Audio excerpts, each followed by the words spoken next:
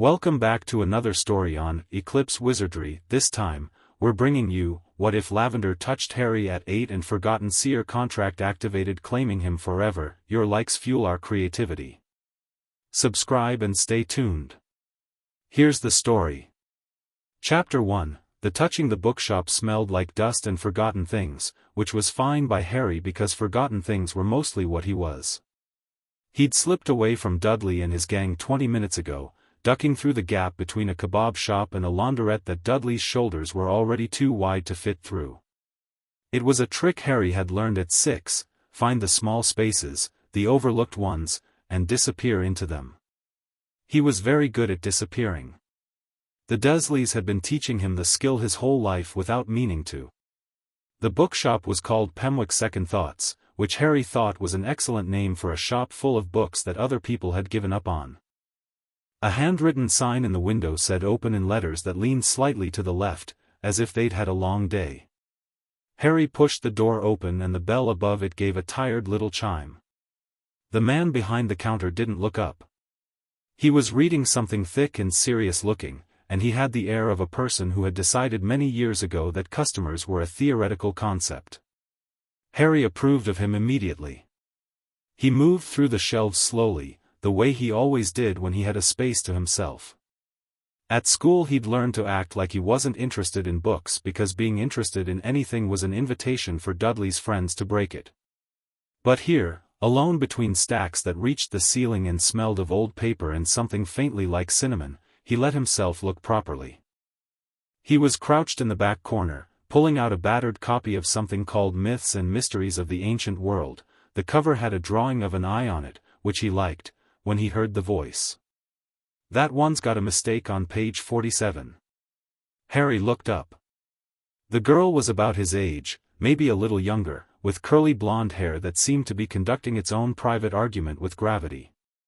She was wearing a yellow cardigan with a small embroidered rabbit on the pocket, and she was looking at the book in his hands with an expression of polite authority, like a very small librarian. "Page 47 says the oracle at Delphi only saw the future," she said. "But Gran says that's wrong. They saw everything.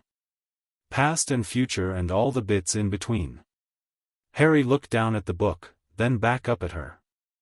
"How does your Gran know?" "She just does."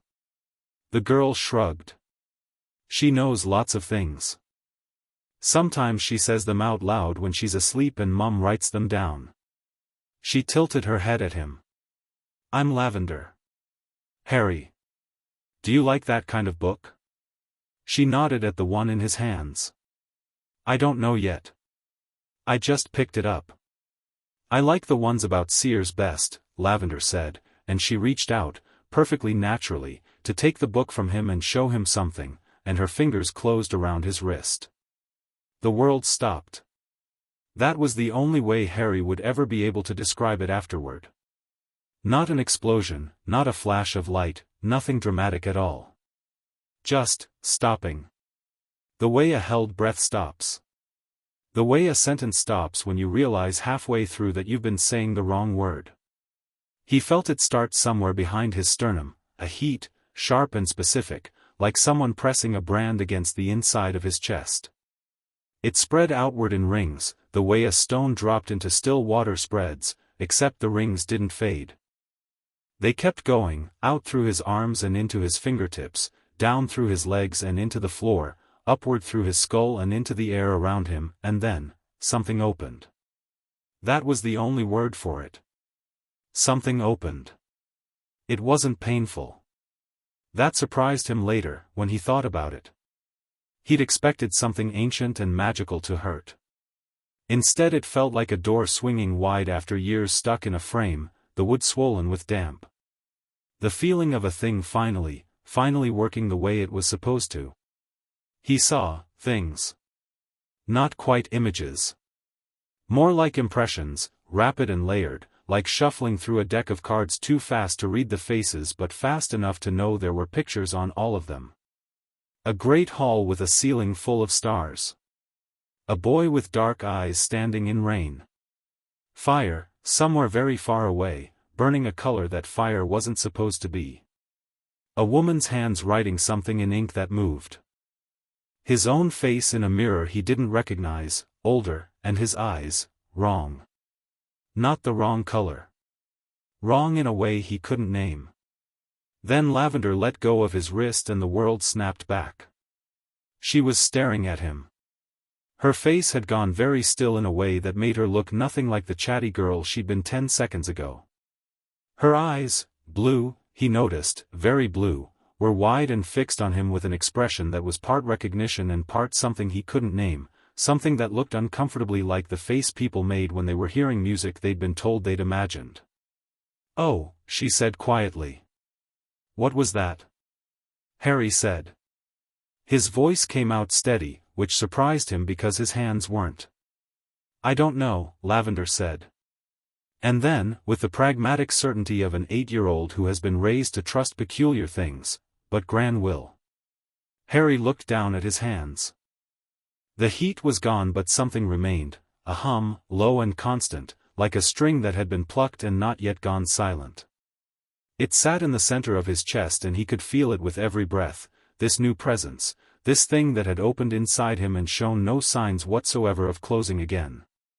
He looked at the book still in his hand. The eye on the cover seemed to look back. That night, alone in his cupboard under the stairs, Harry dreamed. He'd dreamed before. Mostly bad things, Dudley's fists, and Petunia's voice, the particular quality of silence in the house when everyone else was eating and he was not. Occasionally strange things, images without context that dissolved when he woke and left only a feeling, residue, like the smell of smoke after the fire was out. But this dream was different. He was standing in a room he'd never seen, circular, stone, lit by candles that burned without wax. The walls were covered in writing, floor to ceiling, dense columns of script in a language he didn't know and somehow could read anyway. And standing across from him, looking not remotely surprised to see him there, was an old woman in gray robes whose eyes were the same shade of nothing color as winter sky. "You're late," she said. "Late for what?" Harry asked. "Everything." She didn't seem upset about it. "Sit down."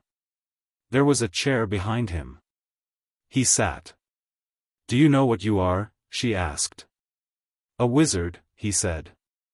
He'd known that since he was 5, though he'd never told anyone. Strange things happened around him too often, too specifically, to be explained away, and he'd filed the knowledge under things the Dursleys must never find out and left it there. "Yes," the woman said. "And?" "I don't know the and." She almost smiled. "No. You wouldn't." She sat down across from him, folding her hands in her lap with the deliberate tidiness of someone who has learned patience through practice.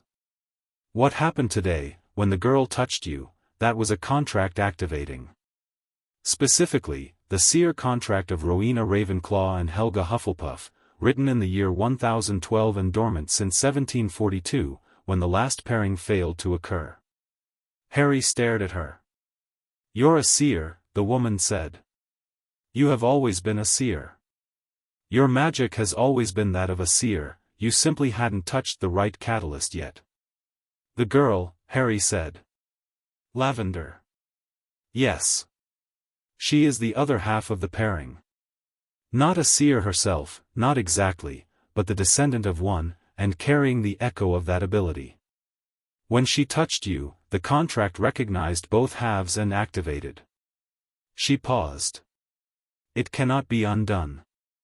"I wasn't trying to undo it," Harry said, which seemed to surprise her slightly. "Most people's first instinct is panic." "Panic about what?" "I can see things." He thought about the flicker of images, the vast sensation of opening. "That seems useful." The woman looked at him for a long moment. "You are going to be very interesting," she said finally, in a tone that managed to be both a compliment and a warning. He woke to the sound of Uncle Vernon's alarm through the wall and lay in his cupboard in the dark, listening to the hum in his chest, and thought about everything he'd seen. The first useful thing he saw happened 3 days later.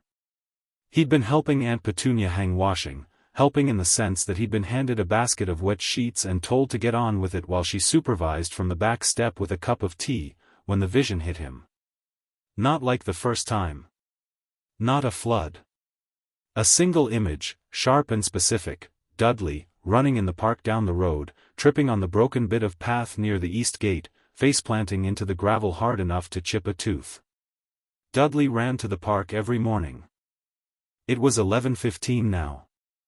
Harry stood there with a wet sheet in his hands, thinking. He didn't owe Dudley anything. Dudley had made large portions of his existence genuinely miserable. But the image in his head was specific: blood on the gravel, Dudley crying in a way that meant real pain, not performance, and something in Harry that was apparently functional despite everything didn't want it to happen just because he could prevent it. He hung the last sheet, picked up the basket, and walked inside past Aunt Petunia. "The path near the east gate of the park is broken," he said. "Dudley runs that way. He should go round the other way this morning." Aunt Petunia stared at him over her teacup with the particular expression she reserved for moments when Harry did something she couldn't immediately categorize as either bad or wrong. "How do you know about the path?" "I've seen it," Harry said, which was technically true. She didn't say thank you. She also, he noticed from the kitchen window, went to the front door and called something up the street toward where Dudley had already gone. He was too far to hear what. At lunch, Dudley came home with both his teeth intact and didn't say anything to Harry. Aunt Petunia made him an extra potato. It was the first negotiation Harry ever made with the future, and it worked. Over the next month he learned the shape of his gift through careful experimentation, the way he'd once learned to navigate the school by identifying which routes Dudley's gang used at which times. The visions didn't come on command, not yet, not reliably, but they came often enough that he began to understand their patterns. They clustered around emotion. They were clearest for the near future, hours or days, and hazier for things further away. They were most reliable when he was calm. He practiced being calm. He also started going back to Pemwick's second thoughts on the days he could slip away from Dudley, and Lavender was there sometimes, not every time, but often enough that he started to understand she felt the pull of it too, the thread between them that the contract had knotted into place. She lived 2 streets over with her mother and visited her grandmother on weekends. Her grandmother was named Millicent Brown and was, Lavender reported gravely, very old and knows everything. "She wants to meet you," Lavender told him one afternoon in late September, while they were both sitting on the floor of the bookshop's back corner, which had tacitly become their corner. Harry was reading.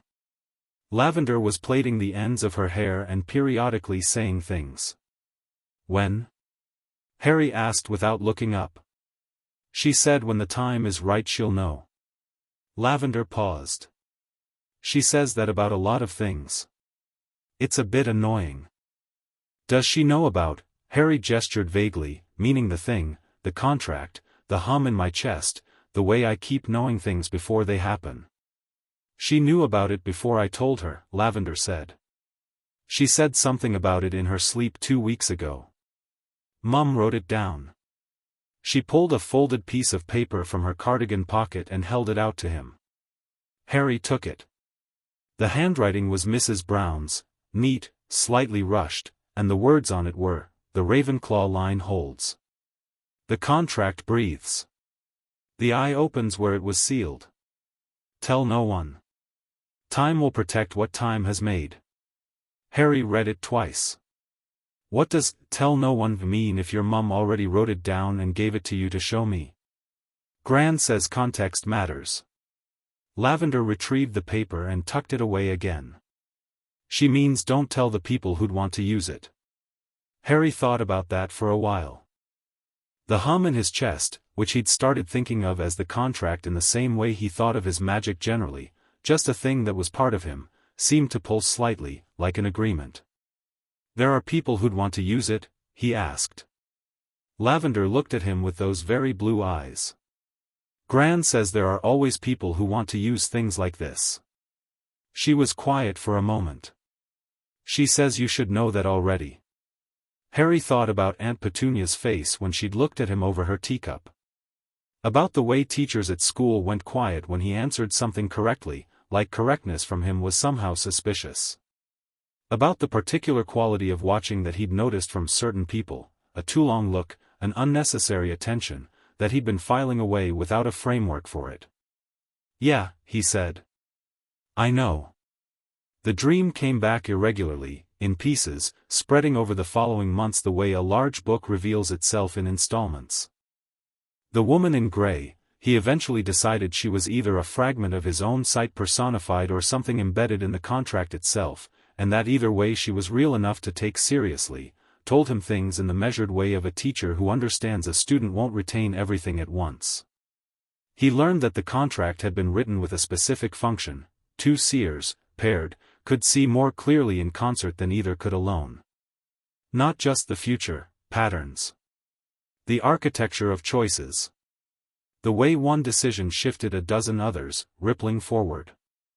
The woman called this the long sight, different from the flash visions, different from the dreams. The long sight was the ability to look at a situation and understand, bone deep, the shape of how it would unfold. Harry didn't have that yet. But he was practicing. He also learned, piecemeal, that the contract's existence was known to certain people. The woman was oblique about this in a way that frustrated him. When he pressed her, she said only, "There is a council. They believe the contract belongs to them." It does not. It belongs to itself, and to the two it chose. Remember that. Who are they? Harry asked. You will know them when they find you. And they will find you. The activation of a contract this old sends ripples through the seer community the way a stone sends ripples through water. They will come. She paused. Do not let them define what you are. Harry was 9 years old by then and had been refusing to let people define what he was for as long as he could remember. Fine, he said. The woman looked at him for a long moment. You know, she said, most of the children who've held the Ravenclaw contract have been frightened at this point. What happened to them? Harry asked. They were consumed by it, she said simply. What did they do wrong? She tilted her head. They thought the sight was something that happened to them. You understand that it's something you do. Harry considered this. It seemed obvious to him, but he'd learned that obvious things often weren't. You can't do anything with information you didn't understand you had, he said. Exactly. She looked satisfied in the way teachers looked satisfied when you said the thing they'd been trying not to say for you. The contract chose well. In February of 1989, Lavender's grandmother sent for him. It was a Saturday, and Lavender came to find him at Pemwick's with a look on her face that was trying to be casual and wasn't quite managing it. Gran says today is the right time, she said, with only the faintest edge of I told you so about it. The grandmother's house was small and extremely full. Not cluttered exactly, everything had its place, but the places were very full. Shelves of jars and bundles and books. Bunches of dried herbs hanging from the kitchen ceiling. A large cat of indeterminate age who looked at Harry when he came in with the expression of an animal who had been expecting him. Millicent Brown was small and had Lavender's eyes except more so, deeper set, more weathered, full of something that looked like patience and was probably something more complicated. She was sitting in a chair by the window with tea already poured, 2 extra cups on the table, and she looked at Harry when he came in exactly the way the woman in his dreams had looked at him, without surprise. Sit down, both of you, she said. They sat. You've been managing it, she said to Harry. Not a question. Yes, he said. The dreams? Yes. She nodded, as if he'd confirmed something. Good. The dream teacher is old magic, she's part of the contract itself, an instructional aspect woven in by Ravenclaw. You can trust what she tells you, but she can only teach you what she knew when the contract was written. She poured the tea with hands that were steady despite their age. Some things have changed. I'll tell you what's different. For the next 2 hours, Millicent Brown told him things about the wizarding world that Harry suspected most wizards his age didn't know.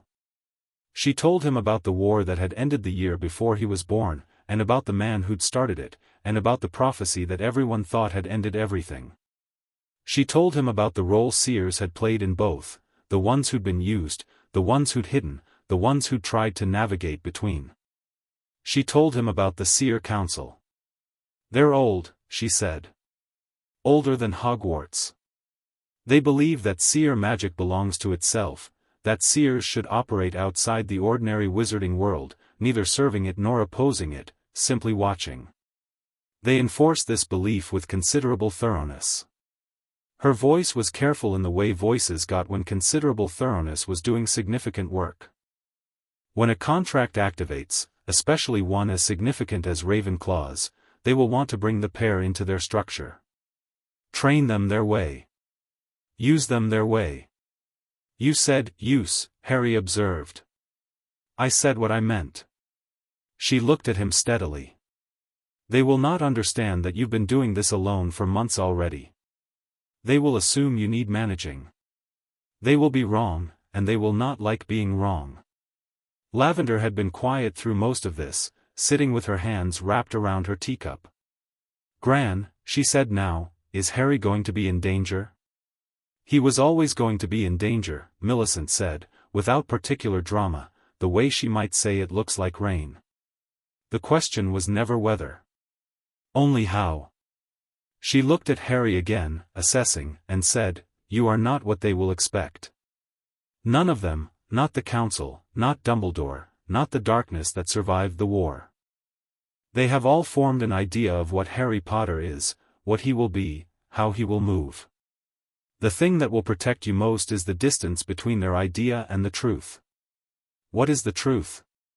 Harry asked. She smiled for the first time. I think you know. He did.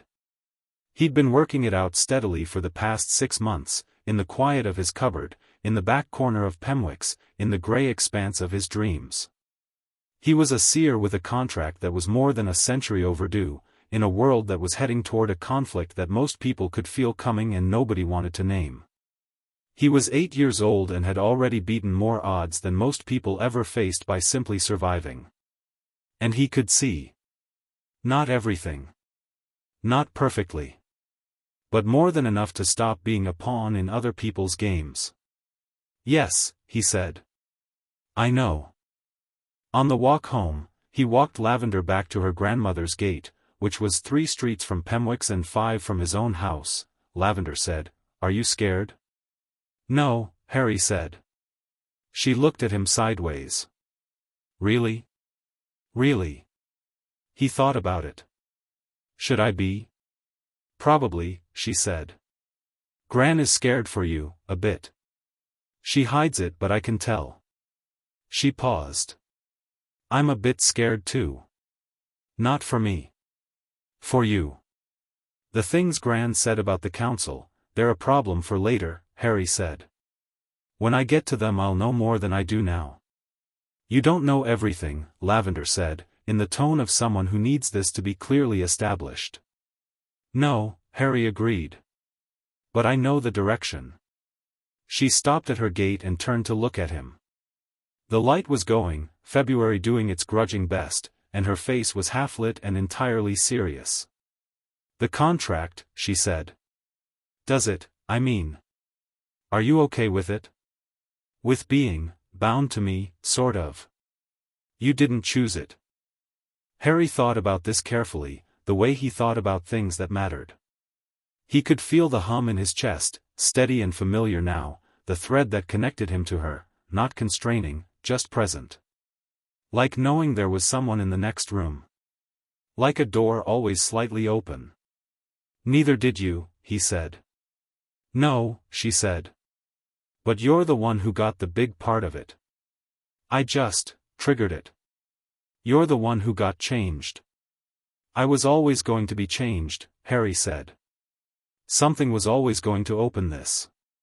He looked at her, and said with the certainty that was becoming his most characteristic feature, I'm glad it was you.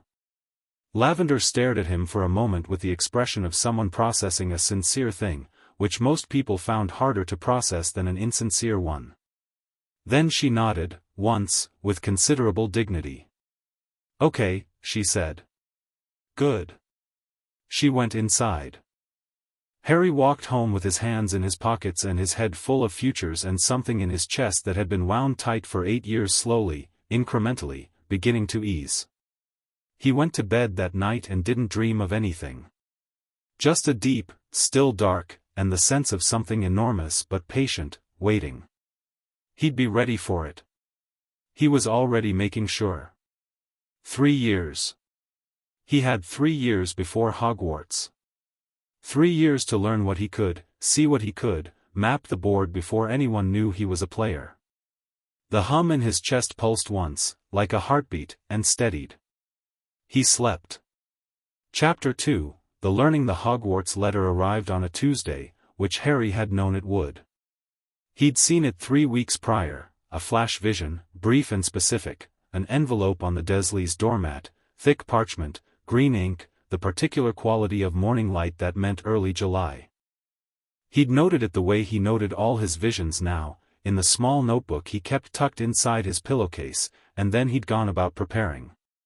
By the time the actual letter arrived, he'd already been to Gringotts. That had been its own adventure. 2 weeks before the letter came, Harry had walked into London on a Saturday, told the Dursleys he was going to the park, which was technically the direction he started walking, and found the leaky cauldron by the simple method of standing on Charing Cross Road and waiting until his sight told him which unremarkable door was the right one. He'd been doing things like this for 3 years. His gift had grown considerably less shy. The goblins at Gringotts had looked at him with the particular professional interest of people who deal in things of value and recognize them on sight. The one who'd handled his account, Griphook, narrow-faced and assessing, had said nothing unusual, but Harry had caught the slight pause when he gave his name, the fractional recalibration. Harry Potter meant something to them. He filed that away. His vault had been more than he'd expected. Considerably more. He'd stood in the cold underground chamber and looked at the piled gold and felt, for the first time in his life, a material version of the security he'd been building in other ways for 3 years. He took what he needed. He left the rest. He thanked Griphook with a courtesy that seemed to briefly short-circuit the goblin's professional composure, and left. By the time Uncle Vernon was red-facedly explaining that Harry wouldn't be going to some freak school, Harry already had his trunk half-packed. "I'm going," Harry said, from across the kitchen table, with the calm that came from knowing the outcome of an argument before it started. Vernon stared at him. "I beg your pardon?" "I'm going to Hogwarts," Harry said. "I have my own money. I've already got most of my supplies. You don't have to do anything." He looked at his uncle steadily. "It's not a request." The silence that followed was the specific kind that happened when someone who was used to being the largest thing in a room suddenly wasn't. Vernon's face went through several colors. Petunia, standing at the sink, had gone very still. "You're 11 years old," Vernon said. "Yes," Harry said. "And in 3 weeks I won't be here." He went back upstairs before Vernon could recover enough to start shouting. Behind him he heard Petunia say something very quiet to her husband, too low to catch the words, and Vernon's voice die before it fully formed. Harry didn't look back. He had a train to catch. The first thing he noticed about platform 9 3/4 was the quality of the air, heavier, charged, the particular atmospheric weight of a place where a great deal of magic happened regularly. He stood just through the barrier and breathed it in for a moment while the crowd moved around him, and his sight flickered at the edges like candlelight in a draught. Too many futures in one place, overlapping and contradicting, the visual equivalent of everyone talking at once. He'd learned to soften his focus in crowds. Let the futures blur slightly, attend only to the ones that pressed close and demanded notice. The one that pressed close now was, a red-haired family, 3 children his age or close to it, a woman with kind eyes. One of the boys would be in his year. Would become important. He felt the certainty of it with the bone-deep quality that meant this matters, mark it. He marked it. He found a compartment and settled in with a book, Advanced Theoretical Seership, published 1887, acquired from a specialist shop in Diagon Alley that had sold it to him with barely concealed astonishment, and waited. Lavender found him 12 minutes later. "I thought you'd be somewhere quiet," she said, dropping into the seat across from him with the ease of 3 years of comfortable familiarity. Her hair was doing its usual thing. She had an enormous bag that seemed to contain primarily books and what he suspected were at least 4 different snacks. "Your vision again?" "More of an educated guess," Harry said. She gave him the look this had been earning for 3 years, the one that meant you and your educated guesses have a suspicious success rate, and pulled out a packet of crisps. "Gran sent you something." She dug through her bag and produced a small, flat package wrapped in brown paper. "She said you'd need it this year." "Didn't say why." Harry unwrapped it.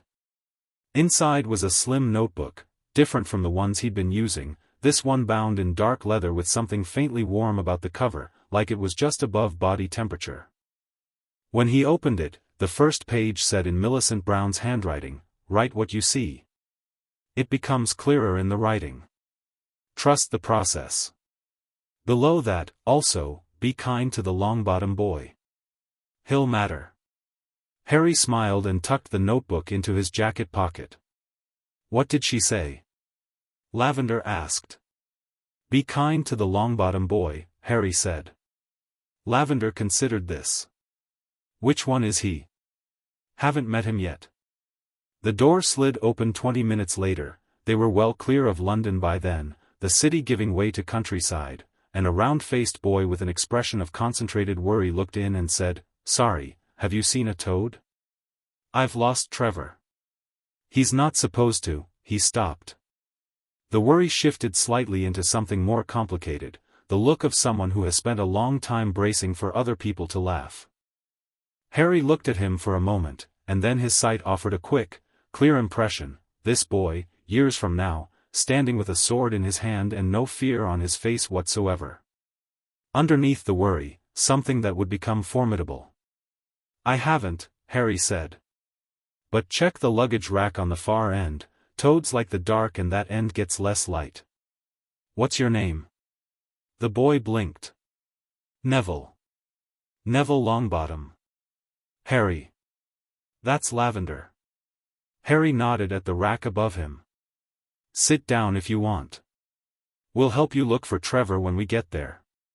Neville sat down with the air of someone who'd expected a much worse outcome and hadn't quite adjusted to this one. "You're Harry Potter," he said, after a moment, in the tone of someone who has just completed a calculation. "Yes," Harry said, and went back to his book. "Oh," said Neville. Lavender offered him a crisp. The castle, when they first saw it across the lake, earned its reputation. Harry had known, intellectually, that it would be large and old and remarkable. Knowing didn't fully prepare him for the actual weight of it against the night sky, the towers catching the moonlight, the whole thing sitting in its landscape with the settled permanence of something that intends to outlast everything else. He felt his sight orient toward it like a compass finding north. The welcome feast was excellent. The Sorting Hat spent an unusual amount of time on his head, nearly 3 minutes, which he later found out was notable, arguing, in the muttering internal way the hat had, about the relative merits of every house. He felt it moving through his mind, which was not entirely comfortable, like someone leafing through a book without asking permission. "Clever enough for Ravenclaw," the hat observed. "But not primarily. Loyal enough for Hufflepuff, but you'd chafe. You'd use Slytherin's tools but you're not built for its closed architecture. And Gryffindor," a pause, "yes. Gryffindor, but not because of courage alone. Because you need to be where things happen. Because you're here to act, not to watch." "I know," Harry said, internally. "Get on with it." The hat made a sound that might have been amusement. "Gryffindor." Lavender went to Gryffindor too. The hat spent about 20 seconds on her and then announced its decision with what seemed like satisfaction, as if it had been looking forward to this pairing. Neville landed in Gryffindor with an expression of relief so profound it was almost physical. The girl who sat down next to Harry at the Gryffindor table, appearing from somewhere down the bench with a plate already full and a look of sharp assessment already deployed, had a lot of hair and the eyes of someone who processes information at a rate that makes most conversations mildly frustrating. "You're Harry Potter," she said. "I've been getting that a lot today," Harry said. "You read during the boat ride," she said. "I noticed. Most people were looking at the castle. What were you reading?" "Advanced Theoretical Seership." Her fork stopped halfway to her mouth. She put it down. "That's a 7th-year text." "I know. You're 11. Also yes." She stared at him with the particular expression of someone encountering a classification problem. "I'm Hermione Granger. I've read all our course books and several of the optional texts." "Good start," Harry said, and meant it. She blinked, as if she'd expected something different. "You're not going to say something like, 'That's a bit much'?" "Why would I?" Harry picked up his own fork. "Reading ahead is sensible. There's a lot to learn." Hermione looked at him for another moment, then picked her fork back up, and something about her shoulders shifted, a fractional relaxation, the loosening of a defensive posture she'd probably been holding since she first said she'd read all the books and learned what that cost her socially. "I'm Lavender," said Lavender from Harry's other side, leaning across him to extend a hand. "He's like this about everything. It's very restoring." Hermione shook her hand with the slightly uncertain look of someone who had not expected to find friendly people quite this quickly. The first morning of classes established several things. The first was that Harry's 3 years of independent study had put him so far ahead in theory that practical work was mostly a matter of execution rather than understanding. The second was that this was immediately visible to everyone in the room including the teachers, and the teachers had different reactions to it. Professor McGonagall watched him with careful attention that was evaluating rather than suspicious. She was working out what she was dealing with, which Harry respected. Professor Flitwick practically vibrated with excitement. Professor Quirrell, for defense, went very still when Harry walked in, and Harry's sight delivered a sharp, specific impression that he could not immediately parse. Something wrong, layered under the man like a second skin, something cold and very old. He didn't say anything. He filed it, the way he filed everything. "Something's wrong with Quirrell," he told Lavender that evening in the Gryffindor common room, keeping his voice low. Neville was on the other side of the fire with his herbology textbook. Hermione was 2 armchairs away, ostensibly reading but clearly within hearing range, which Harry had decided to treat as her way of participating at her own pace. "I felt it too," Lavender said. "Not the same way you did. More like a smell, almost." She frowned. "Something underneath. Something that doesn't belong to him," Harry said. "Can you see what it is?" "Not yet. It's too deep. I need to get closer." He considered. "And I need more information. There's something in this castle that's being guarded. I can feel the edges of it, the magic around it is significant. Whatever Quirrell is, he's interested in it." From the other armchair, Hermione said, without looking up, "The 3rd-floor corridor is forbidden. Professor Dumbledore said so specifically at the feast." Harry looked at her. "Yes. He did. There's something there that would be very dangerous to someone who didn't know where they were going," she said, in the precise tones of someone who has thought about this more than she's admitting. "Do you know where you're going?" Harry asked. She hesitated. Put her book down. Looked at him directly for the first time in this conversation. "I don't know what's there. But I've been thinking about why Dumbledore would announce a restriction rather than simply apply one, and the most likely answer is that he wants students to know it exists and stay away from it voluntarily, which suggests he either can't seal it more effectively or has reasons for not doing so." "That's good," Harry said. "Which part?" "The whole thing.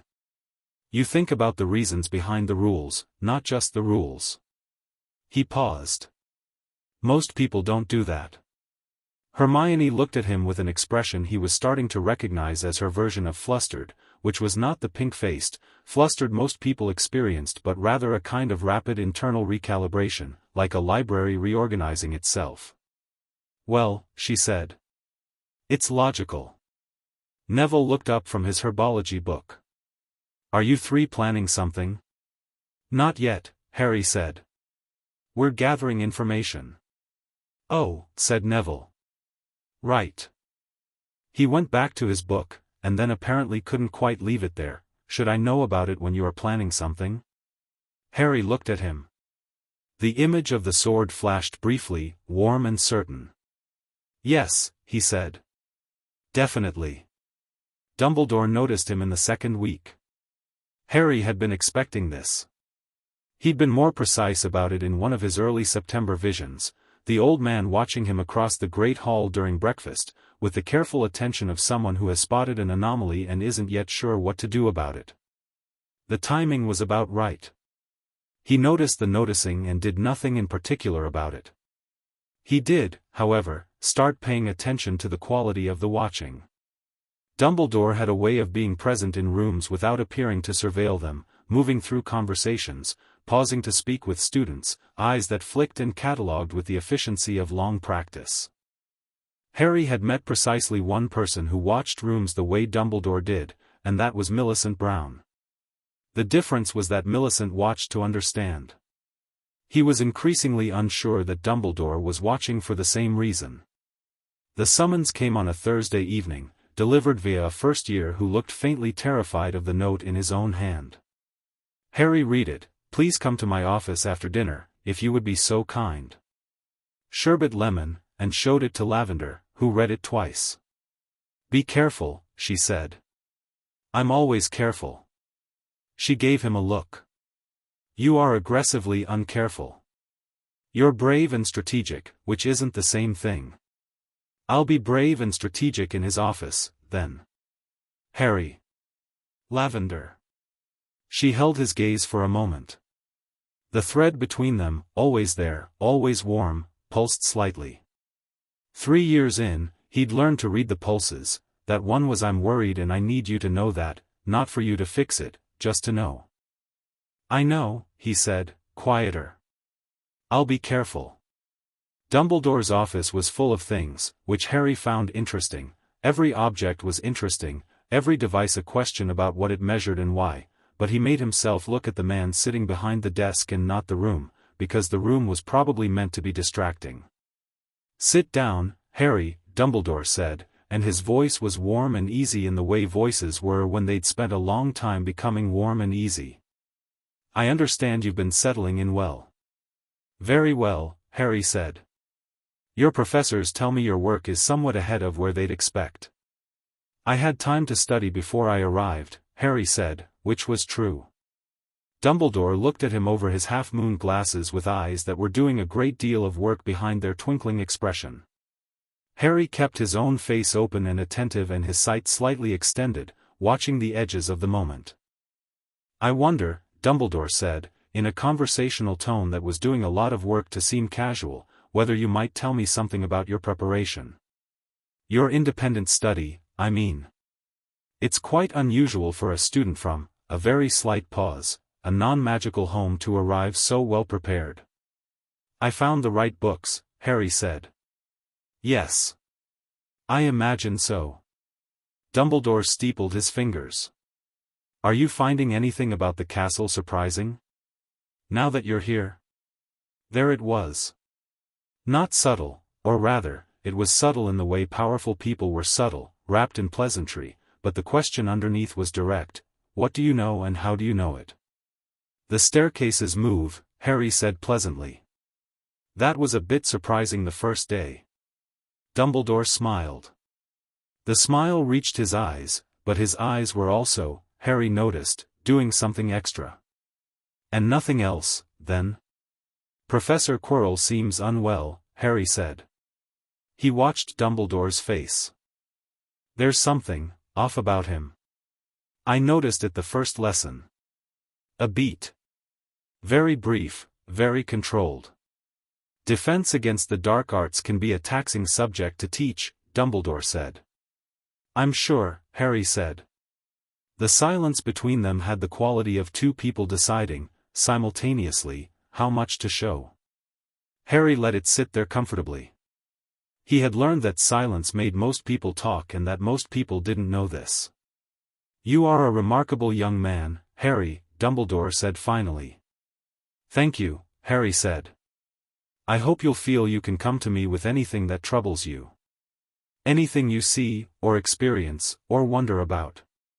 The words were warm and the invitation was genuine, and there were about 4 other things happening underneath it simultaneously, which Harry noted with interest. I'll keep that in mind, Harry said. He went back to the common room and told Lavender, he knows about the site. Not the contract specifically, but he knows I have it. He was feeling for the edges of it. What did he say? He didn't say anything. That's how I knew. Harry sat down, turning over the conversation in his mind the way he turned over visions, examining the angles. He's not hostile. He's managing. He wants to know how much I know, and he'd like to be the one who decides what happens with it. Your favorite type, Lavender said, dry as toast. Harry smiled. I know how to handle people who want to manage me. I've been doing it since I was 4. The castle, in the meantime, was teaching him things his books hadn't. Magic felt different inside Hogwarts. The building itself was saturated with centuries of accumulated spellwork, layered and dense and occasionally contradictory, the way old cities were layered, new streets over old ones over ancient ones, and Harry's sight moved through it the way a fish moved through water, natural and instinctive. He could feel the castle as a system. Could feel the points of tension, the older spells pressing against newer ones, the deliberate sealed-off sections that breathed differently from the rest. The 3rd floor breathed differently in a way that made the back of his neck prickle. He went there in early October, alone, at 2 in the morning. Not out of recklessness, he'd seen enough to know the patrol patterns, the timing, the gap and the monitoring. He walked down the corridor in the dark and let his sight expand toward the locked door at the end, feeling the layered magic around it the way you felt the shape of something in a dark room. Something important. Something valuable. Something that, if taken, would create a crisis. And underneath everything, behind the door, behind the magic, somewhere much further below, a thread of something wrong, something dark, something that connected directly to the cold thing he'd felt in Quirrell's classroom. He stood there for 2 minutes, reading the pattern, and then turned and walked back to Gryffindor Tower with everything he needed. He wrote it all in Millicent Brown's leather notebook, the way she'd told him to, and the writing clarified it. Whatever is in the 3rd floor is a trap. Not for students. For whatever is hunting it. Someone put something valuable here to draw something dangerous in. The question is whether they mean to catch it or let it in. He sat back and read what he'd written. Then he wrote, Dumbledore knows. He set the trap. But he may not have accounted for all the variables. Then, underneath, I should account for them. Hermione found him in the library 2 days later, which was not unusual. They developed a comfortable routine of overlapping study periods, and put 3 books down on the table between them with the specific energy of a person who has a conclusion they need to share. Nicholas Flamel, she said. Harry looked at the books. He'd heard the name, one of his visions, peripheral, associated with the 3rd floor. He hadn't placed it yet. What about him? He's an alchemist. He's the only known maker of a philosopher's stone. She sat down and opened one of the books to a marked page. A stone that produces the elixir of life and can transmute any metal to gold. It's the most significant object in alchemical history, and it supposedly still exists. She looked at him steadily.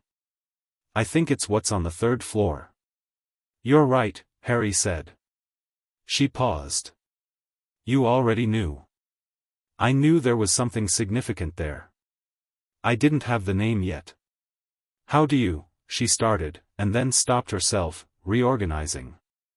Harry had watched her do this before. hit the question she wanted to ask, recognize it as personal rather than academic, and choose. This time she chose to keep going. How do you know things like that? I know you're bright, but it's more than that. It's as if you've already read ahead in the situation, not just the books. Harry and Lavender looked at each other. They'd had this conversation, about Hermione, in the quiet of the common room, how much, and when. Lavender gave the slight nod that meant your call. I'm a seer, Harry said. Hermione's face did several things very rapidly. She stopped. That's extraordinarily rare. Yes. That's why, the reading, she was clearly running back through 11 weeks of observations and refiling them all. How long have you known? Since I was 8. She visibly restrained whatever she'd been about to say, which Harry thought showed commendable discipline. What do you see? Visions. Sometimes detailed, sometimes impressionistic. Patterns, mostly, the shape of how things are likely to unfold. Not certainties. Probabilities. He paused. I see something about Quirrell and the stone that I think we need to take seriously. Tell me, she said, with a directness that he appreciated. No more processing. Just, give me the information. Whatever is using Quirrell, and something is using him, wearing him like a coat, is going to make a move for the stone before the end of the year. I don't know the exact timing yet. But it won't wait. Hermione absorbed this. So what do we do? We prepare, Harry said. We learn everything we can about what's guarding it, how it can be bypassed, and what the stone actually does and doesn't do. He looked at her. You're better at research than anyone I've met. That's where you come in. Something shifted in Hermione's expression, the last remaining guardedness, the slight held-backness she carried the way some people carried an old injury, careful and protective. It loosened. I've already started, she said, and pushed one of the books toward him. Flamel's own writing about the stone suggests it has properties beyond what's commonly documented. Including this. She pointed to a paragraph. Harry read it. Then he read it again. That's interesting, he said. It's more than interesting, Hermione said. If that's true, then the stone isn't just a target, it's a key. If someone uses it wrong, the consequences go far beyond whoever's trying to steal it. Show me, Lavender said, and leaned across from her own chair where she'd been quietly present through this whole exchange, her own book open but unread, listening. Hermione pushed the book toward her and she read it with her chin in her hand and an expression that went from curious to troubled. Harry, she said. I know, he said. We need to tell Dumbledore, Hermione said. We can tell Dumbledore what we know, Harry said. Whether he acts on it is his decision. But we're not waiting on him. He looked at both of them. We're going to know this situation completely before it moves. When it moves, we move faster. Hermione looked at him. You're 11. You've said that before, Harry said. It bears repeating, she said, but she pulled the book back toward herself and opened her notes, and the matter was settled. That night, Harry wrote in the leather notebook, the situation is clearer now. The variables are aligning. Lavender, Hermione, Neville, I can see the shape of what we are together and it's enough. It's more than enough. He paused, then wrote, Quirrell is a symptom. Whatever's in him is the cause. I'll need to see it clearly before I know how to handle it. Then, Dumbledore is watching me. Let him watch. He'll see what I choose to show him. Then, last of all, because it was the truest thing, I'm not afraid of any of this. That's either wisdom or a character flaw and I've decided it's wisdom. He tucked the notebook under his pillow and lay in the dark listening to the nighttime sounds of the castle, the suits of armor settling, the portraits murmuring, the deep slow breath of 500 years of accumulated magic, and felt, for the first time in his life, like he was exactly where he was supposed to be. The hum in his chest agreed. Chapter 3, The Council. The owl arrived on a Wednesday in November, which Harry had not seen coming. That alone made him pay attention. It was a large bird, not a school owl, not anyone's pet, but something deliberate and institutional, gray-feathered and unblinking, the kind of owl that looked like it had never in its life delivered anything as frivolous as a birthday card. It landed on the table beside his breakfast plate with the authority of a summons and extended its leg. Harry untied the letter. The owl left immediately, no waiting for a response, no interest in toast. Just, message delivered, departing. That was information too. The envelope was heavy, cream-colored, sealed with wax the color of old ivory and impressed with a mark he didn't recognize, an open eye inside a circle, with 3 lines radiating outward like rays. He turned it over. No name on the front. Just the mark. Lavender was watching him from across the table. She'd gone still in the particular way she went still when something set off her instincts, which happened less frequently than his visions but with a specific quality of certainty that he'd learned to weight appropriately. She didn't say anything. Just looked at the envelope and then at him, and her eyes said, "Careful." He opened it at the table, which he'd decided was better than opening it privately. If someone was watching, and someone was probably watching, let them see he had nothing to hide. He unfolded the single sheet inside. The writing was formal and black and completely, deliberately, without flourish, "Mr. Potter.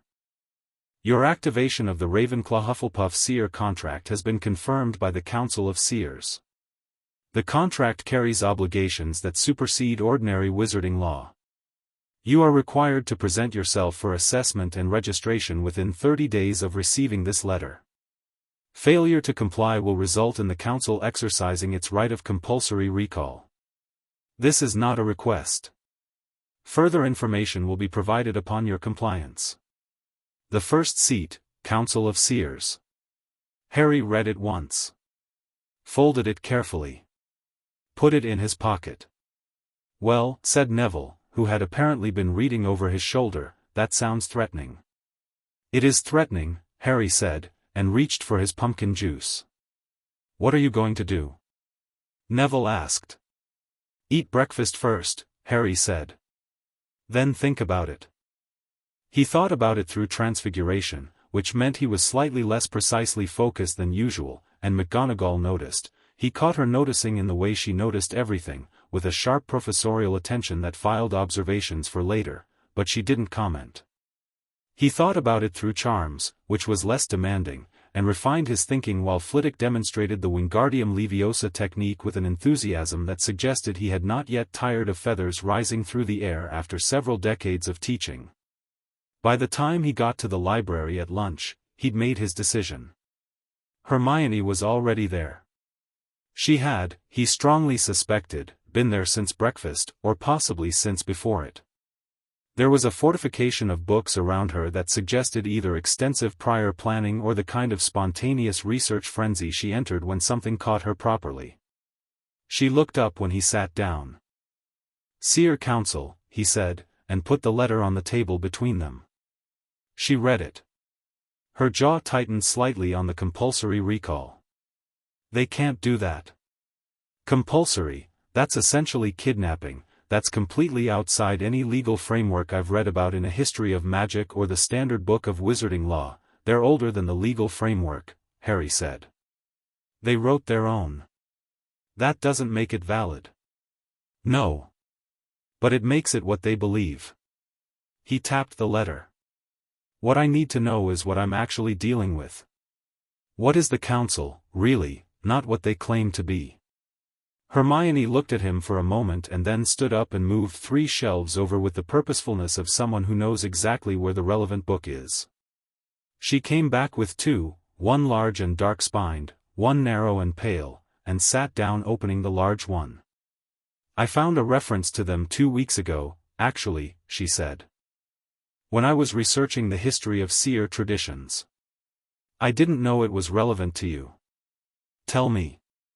She found the page and smoothed it flat. "The Council of Seers predates Hogwarts by at least 2 centuries.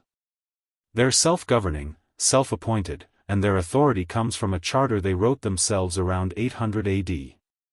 The ministry doesn't officially recognize them, but doesn't officially not recognize them either, which means they exist in a kind of legal fog. She looked up.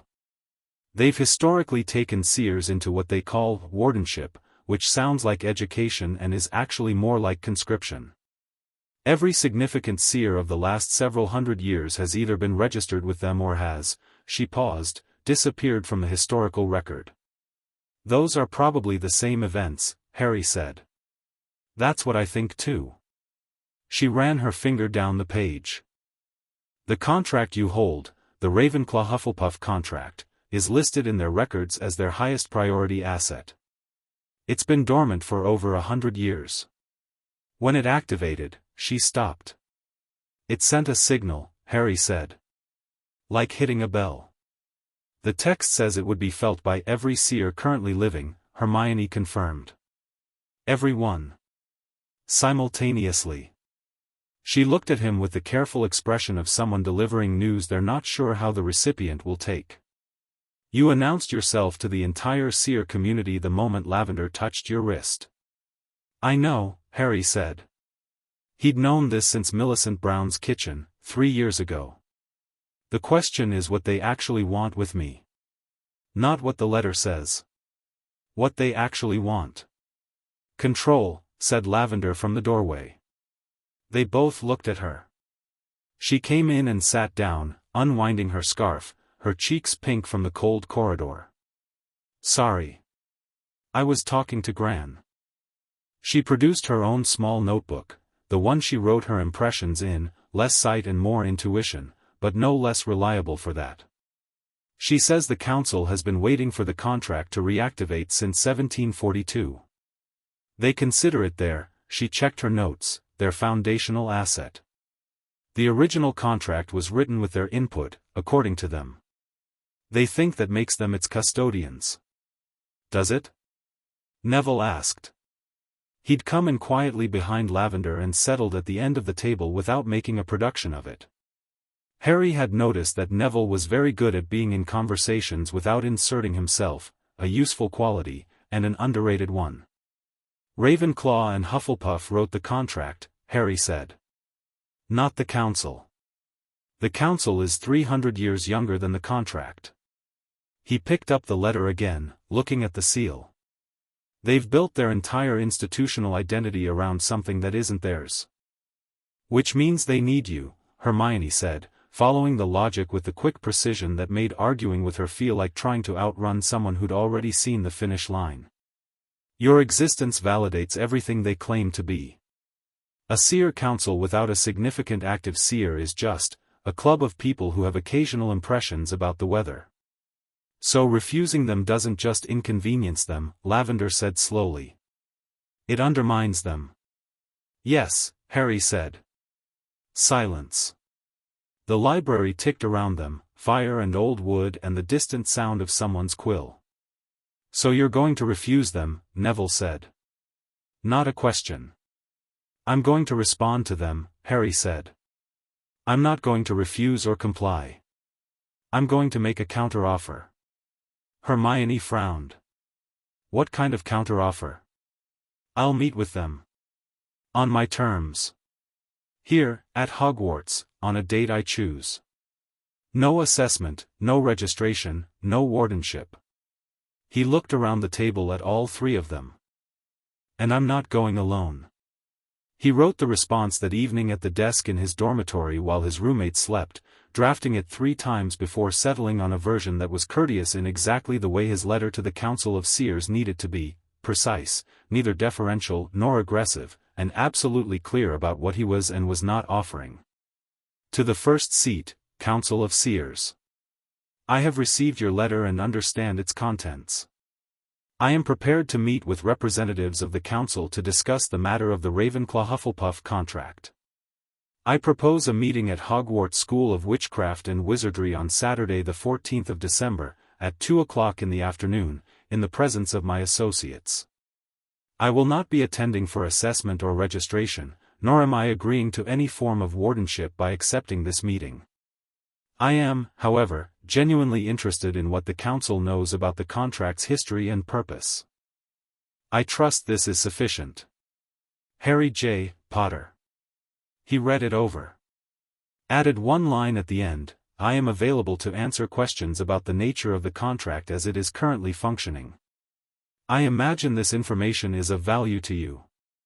That last part was the most important. It turned the dynamic from demand and refusal into an exchange, and exchanges were something the Council could work with. Pure refusal would panic them. An exchange gave them a reason to come to the table on his terms. He sent it the next morning with one of the school owls. The reply came in 4 hours, which told him several things about how urgently they'd been waiting. Saturday the 14th of December is acceptable. 2 representatives of the Council will attend. The first seat. No argument about the terms. No counter-demand. They'd folded immediately, which meant the information he'd offered was worth more to them than the ground they'd conceded. He showed the reply to the others at dinner. They agreed fast, Neville observed. They need what I have, Harry said. That's leverage. He paused. It's also a warning.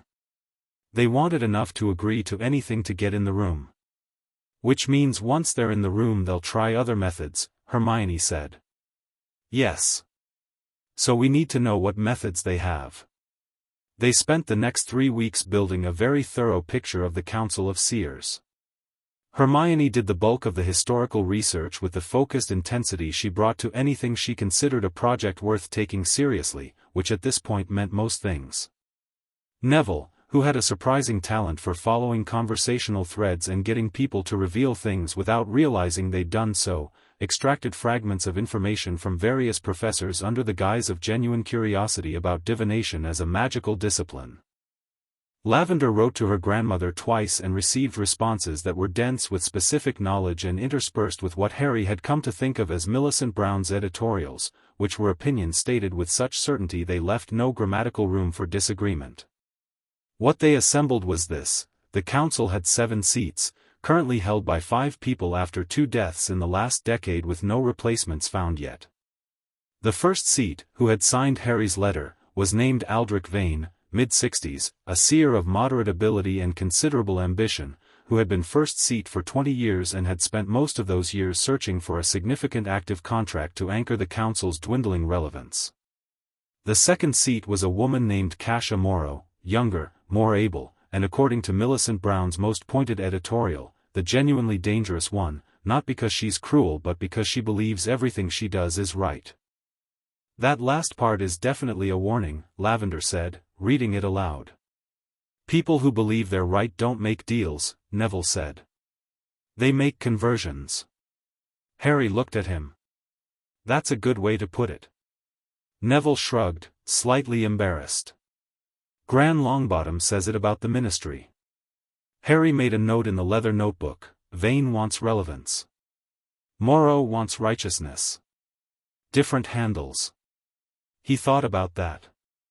Vane could be negotiated with because he wanted something specific that Harry could control access to. Morrow was more complicated. Genuine believers couldn't be bought, only redirected, and only if you understood what they fundamentally believed in. He filed it and thought about it in the background the way he processed most things, letting the sight turn the question over in the deeper part of his mind where it did its best work. The morning of December 14th, Dumbledore summoned him. Harry had not seen this either, which was twice now that the old man had surprised him, and he was adding Dumbledore to the list of variables that required extra attention. Either the man had some natural resistance to the sight, possible, with enough deliberate acclimacy, or he made decisions so late and so instinctively that they formed no advance pattern to read. Both were worth knowing. He sat down in the chair across from Dumbledore's desk and looked at the man with the attentive, open expression he decided was the right one for these conversations. It offered nothing, concealed nothing, and made it very difficult to accuse him of being difficult. "I understand you have visitors arriving this afternoon," Dumbledore said. "Yes," Harry said. "2 members of the Seer Council." "You invited them," Dumbledore said, and there was the faintest weight on the word, not accusatory, but noting. I preferred to control the setting, Harry said. Dumbledore looked at him for a long moment, fingers laced, and Harry had the now familiar sensation of being read carefully by someone who was very good at it. The Council of Seers is an organization with a complex history, Dumbledore said. Their intentions, though sometimes genuine, can lead to outcomes that are, not always in the best interests of those they seek to guide. I know, Harry said. I've researched them. And you still invited them here. I wanted to meet them, Harry said simply. You can't know what someone is until you're in the room with them. Reading about someone isn't the same as seeing them. Dumbledore was quiet for a moment. Outside, the sky was the specific white of a day that intended to snow and was taking its time deciding when. Will you tell me what comes of the meeting? He asked. If it seems relevant, Harry said. The silence after that had more texture than usual. Dumbledore, Harry thought, was in the genuinely unusual position of dealing with an 11-year-old who he could neither direct with authority nor manipulate with information, because the boy both knew about authority and had sources of his own. He handled it with what Harry grudgingly admitted was considerable grace, just nodded, once, and said, "Then I hope it goes well."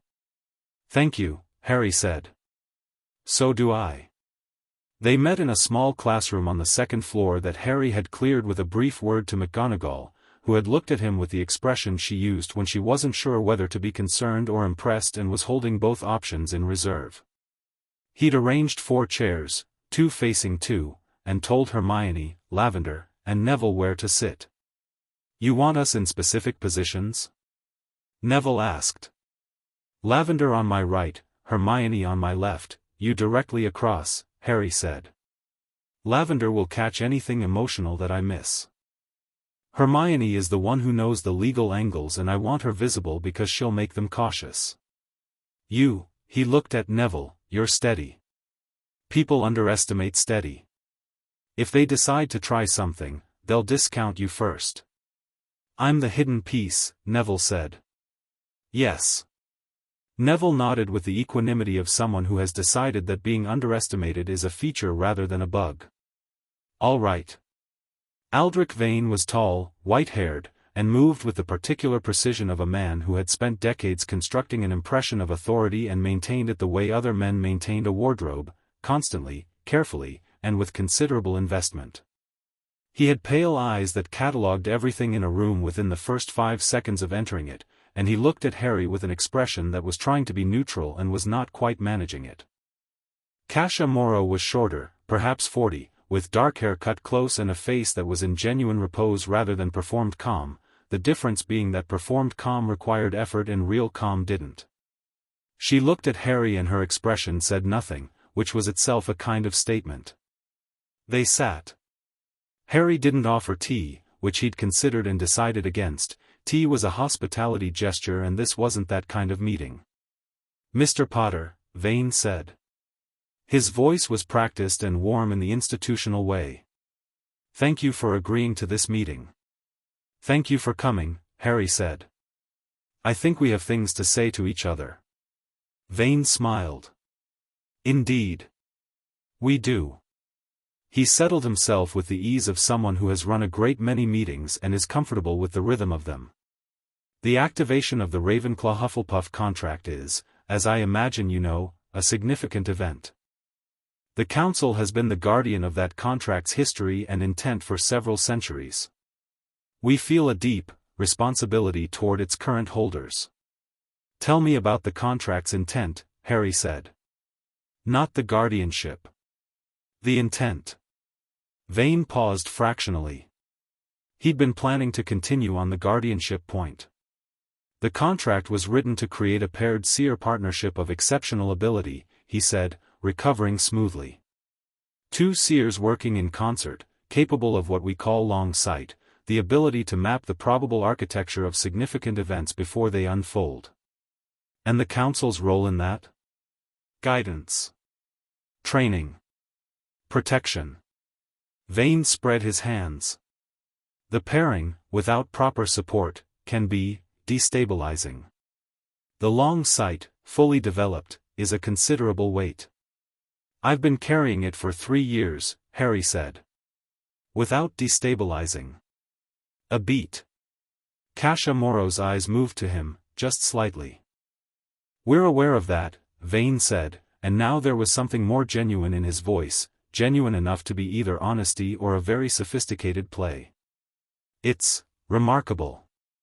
Unprecedented, frankly, in someone your age. That's part of why we're here. What's the other part? Harry asked. Moro spoke for the first time. Her voice was level and clear. The contract was written with a specific purpose beyond the pairing itself, she said. Ravenclaw and Hufflepuff didn't write it simply to create powerful seers.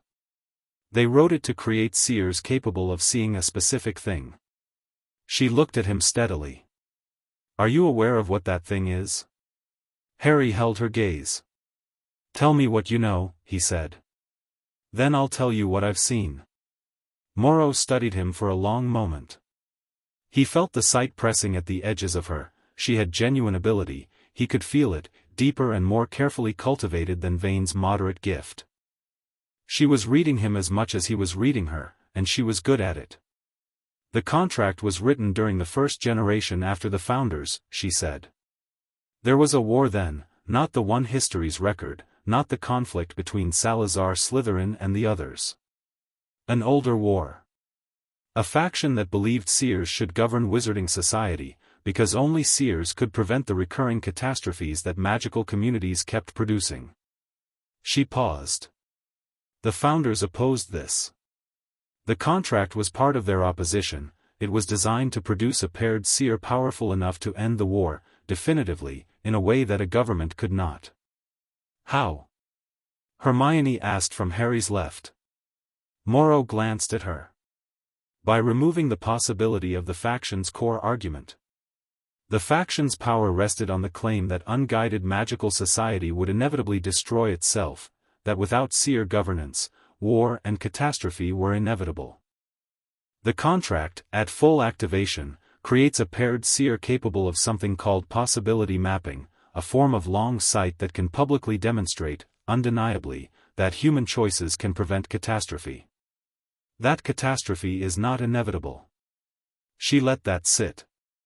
It removes the faction's justification. And eliminates the need for a governing council, Lavender said quietly, from Harry's right. The silence was specific. Vane recovered first. The council's role is the faction, Harry said. Vane's face went very still.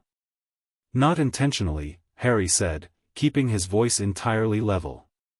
Not maliciously. You've been the guardians of this for so long that the guardianship became the point. You believe seers should be managed, guided, protected, that's the founding premise of the council. And it's the founding premise of the faction the Founders opposed. He looked at Moro.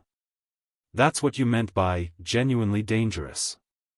Not that the council is evil. That the belief is self-perpetuating. It looks like care. It functions like control. Moro looked at him for a long time.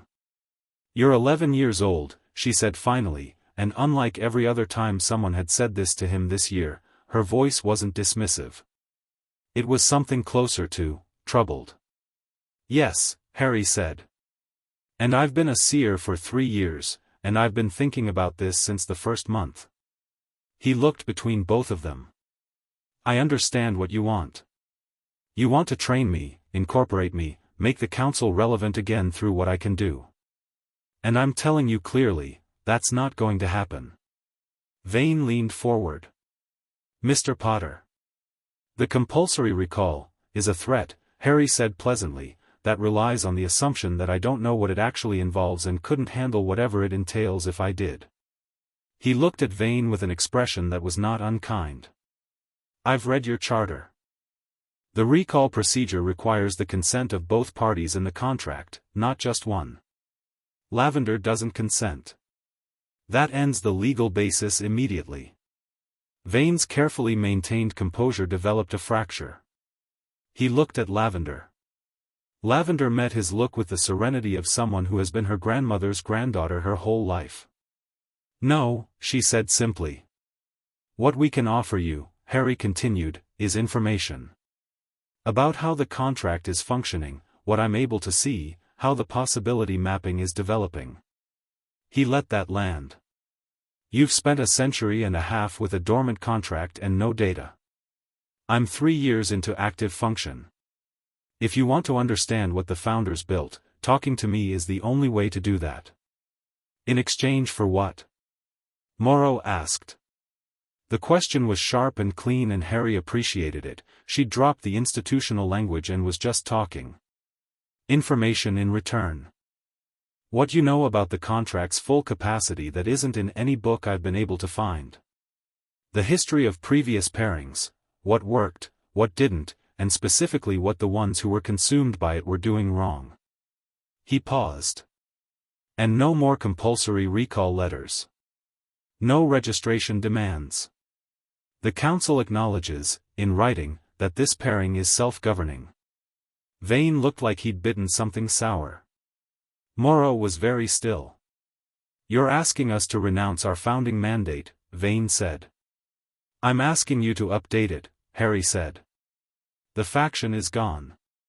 The war it was built to counter ended 1,000 years ago." He looked at Vane directly. "What are you actually for, if not that?" The question sat in the room. Neville, who had not said a word, shifted very slightly in his seat, not a movement of discomfort but the small adjustment of someone watching something important happen and settling in properly. It was Morrow who answered. "That," she said quietly, "is an excellent question." She and Vane exchanged a look that contained an entire conversation Harry wasn't part of. He waited. Waiting was something he was very good at. Patience was a seer's occupational requirement, and he'd been practicing it for 3 years. "We'll need to discuss it with the full council," Vane said finally. "What you're proposing represents a significant restructuring of our understanding." "I know," Harry said. "Take the time you need. I'm not going anywhere."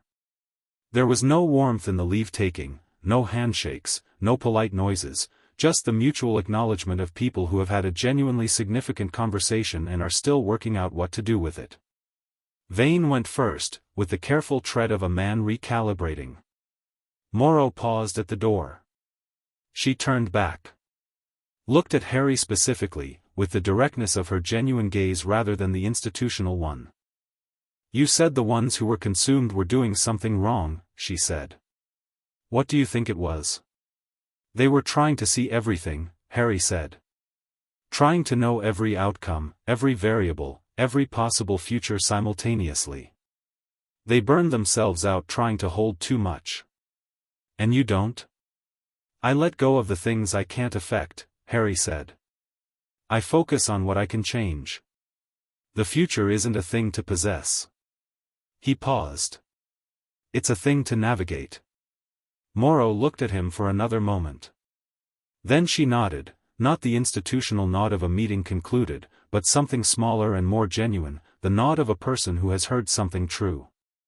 She left. The 4 of them sat in the quiet of the empty classroom for a moment after the door closed. "Well," Neville said. "Did we win that?" Lavender asked. "We held the ground," Harry said. "That's enough for now." "Morrow's going to be a problem," Hermione said. "Not the bad kind, the complicated kind.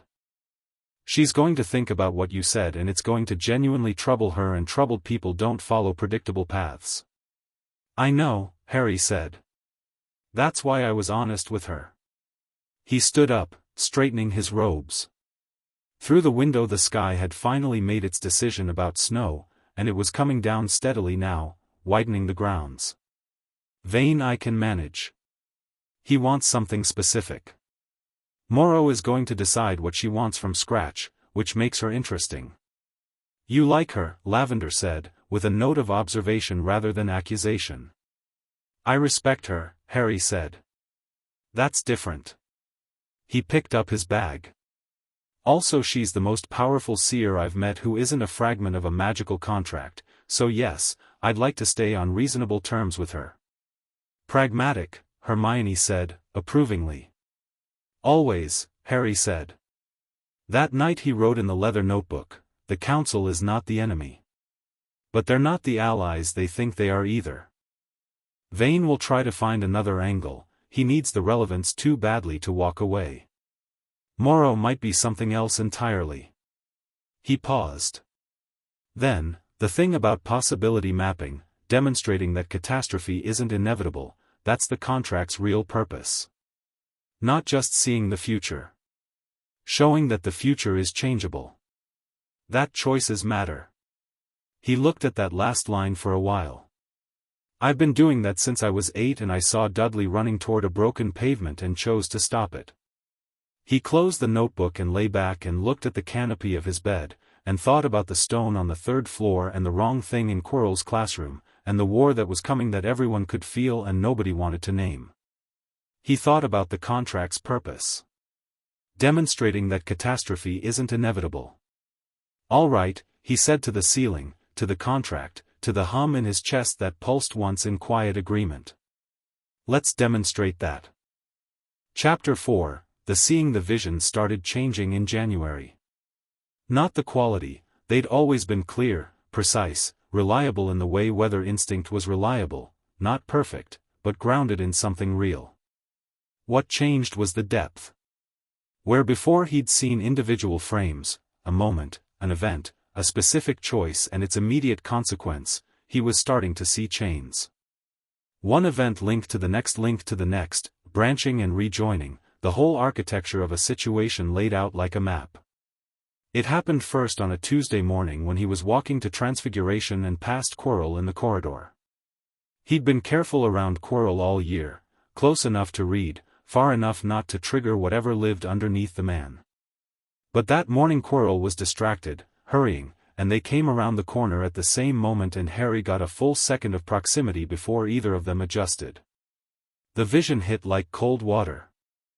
He saw Quirrell at the mirror of Ariste, a mirror, vast and gold-framed, that Harry didn't recognize but felt the shape of, reaching, his face open with a desperation that was almost painful to witness. He saw something dark and formless pressing against the inside of Quirrell's skull, using his hands, his eyes, his voice to reach for something it couldn't grasp on its own. He saw the stone, small and red, inches from grasping fingers. He saw it fail, the reaching fail, the dark thing recoil, and behind that recoil, a fury so cold and dense it felt like standing next to something that had decided the universe was a personal insult. He saw Harry himself, his own face, not older but changed, standing in a room full of dark and flame. Then Quirrell rounded the corner and the vision snapped off and Harry was standing in the corridor with his heart rate elevated and his sight buzzing at the edges like a disturbed antenna. Quirrell looked at him.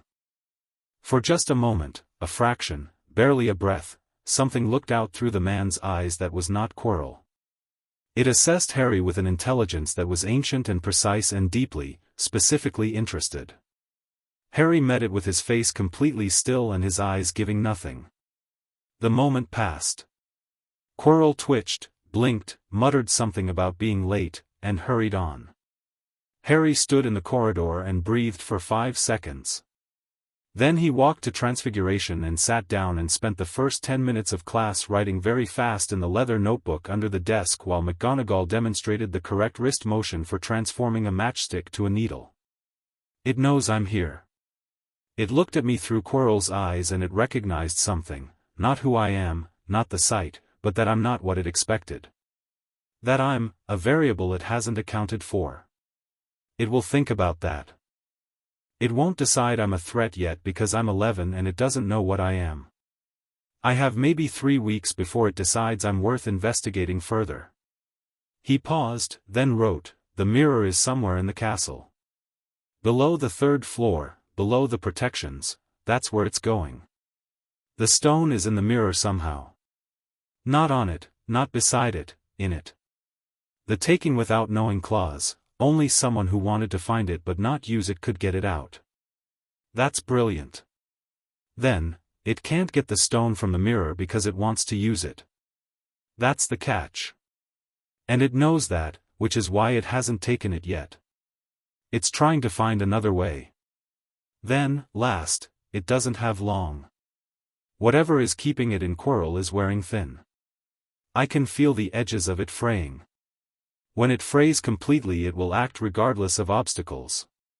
He closed the notebook as McGonagall said, "Mr. Potter, if the theory is more interesting than the practice, I invite you to demonstrate."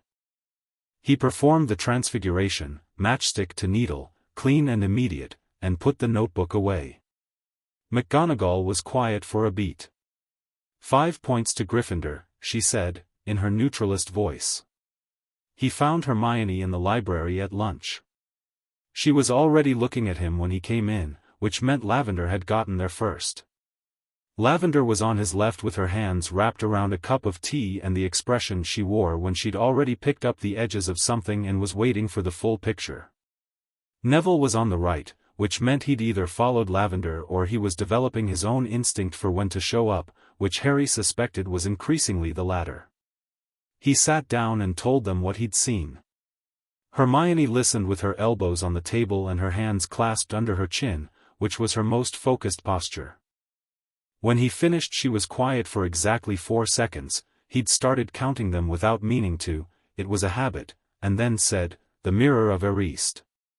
I found a reference to it in Enchanted Objects of the Medieval Period. It shows you the thing you most deeply desire.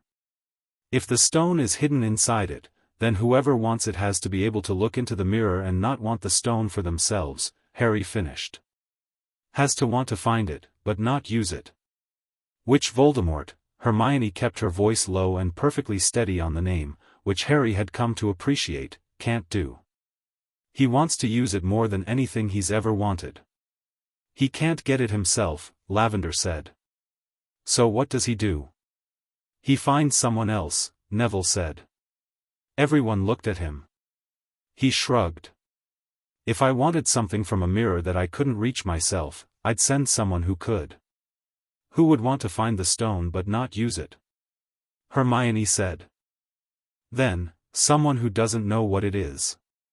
Or someone who's been told, 'Find it, give it to me, don't keep it.'" She paused. "Someone being used." "Quirrell is already being used," Lavender said. "But if it's wearing thin, it'll look for a backup," Harry said. He thought about the intelligence that had looked at him through Quirrell's eyes. Ancient, patient, used to planning around obstacles. It's been here all year. It's been watching the school, the students, the teachers. It knows this place. What does it do when Quirrell fails?" Neville asked. Harry closed his eyes for a moment and let the sight move. Not forcing it, pushing produced static, he'd learned that early, just opening the question and waiting for the pattern to form.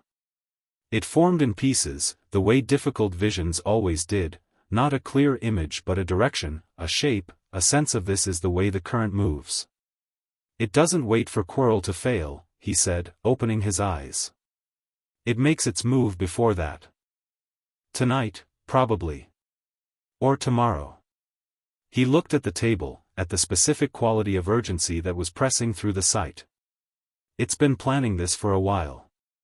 It's not going to leave it to chance." "Tonight," Lavender said quietly. She wasn't looking at Harry. She was looking at something slightly past the wall, the particular unfocused distance that meant she was getting her own impression. "I think tonight. There's a feeling. It feels like a door that's been slightly open for a long time and someone's finally pushing it all the way." "Then we go tonight," Harry said. Hermione sat forward. "We go where?" "3rd floor. Down to the stone." The silence was the specific kind that fell when something had shifted from theoretical to actual. Harry looked around the table at all 3 of them and felt the contract pulse in his chest, warm and clear.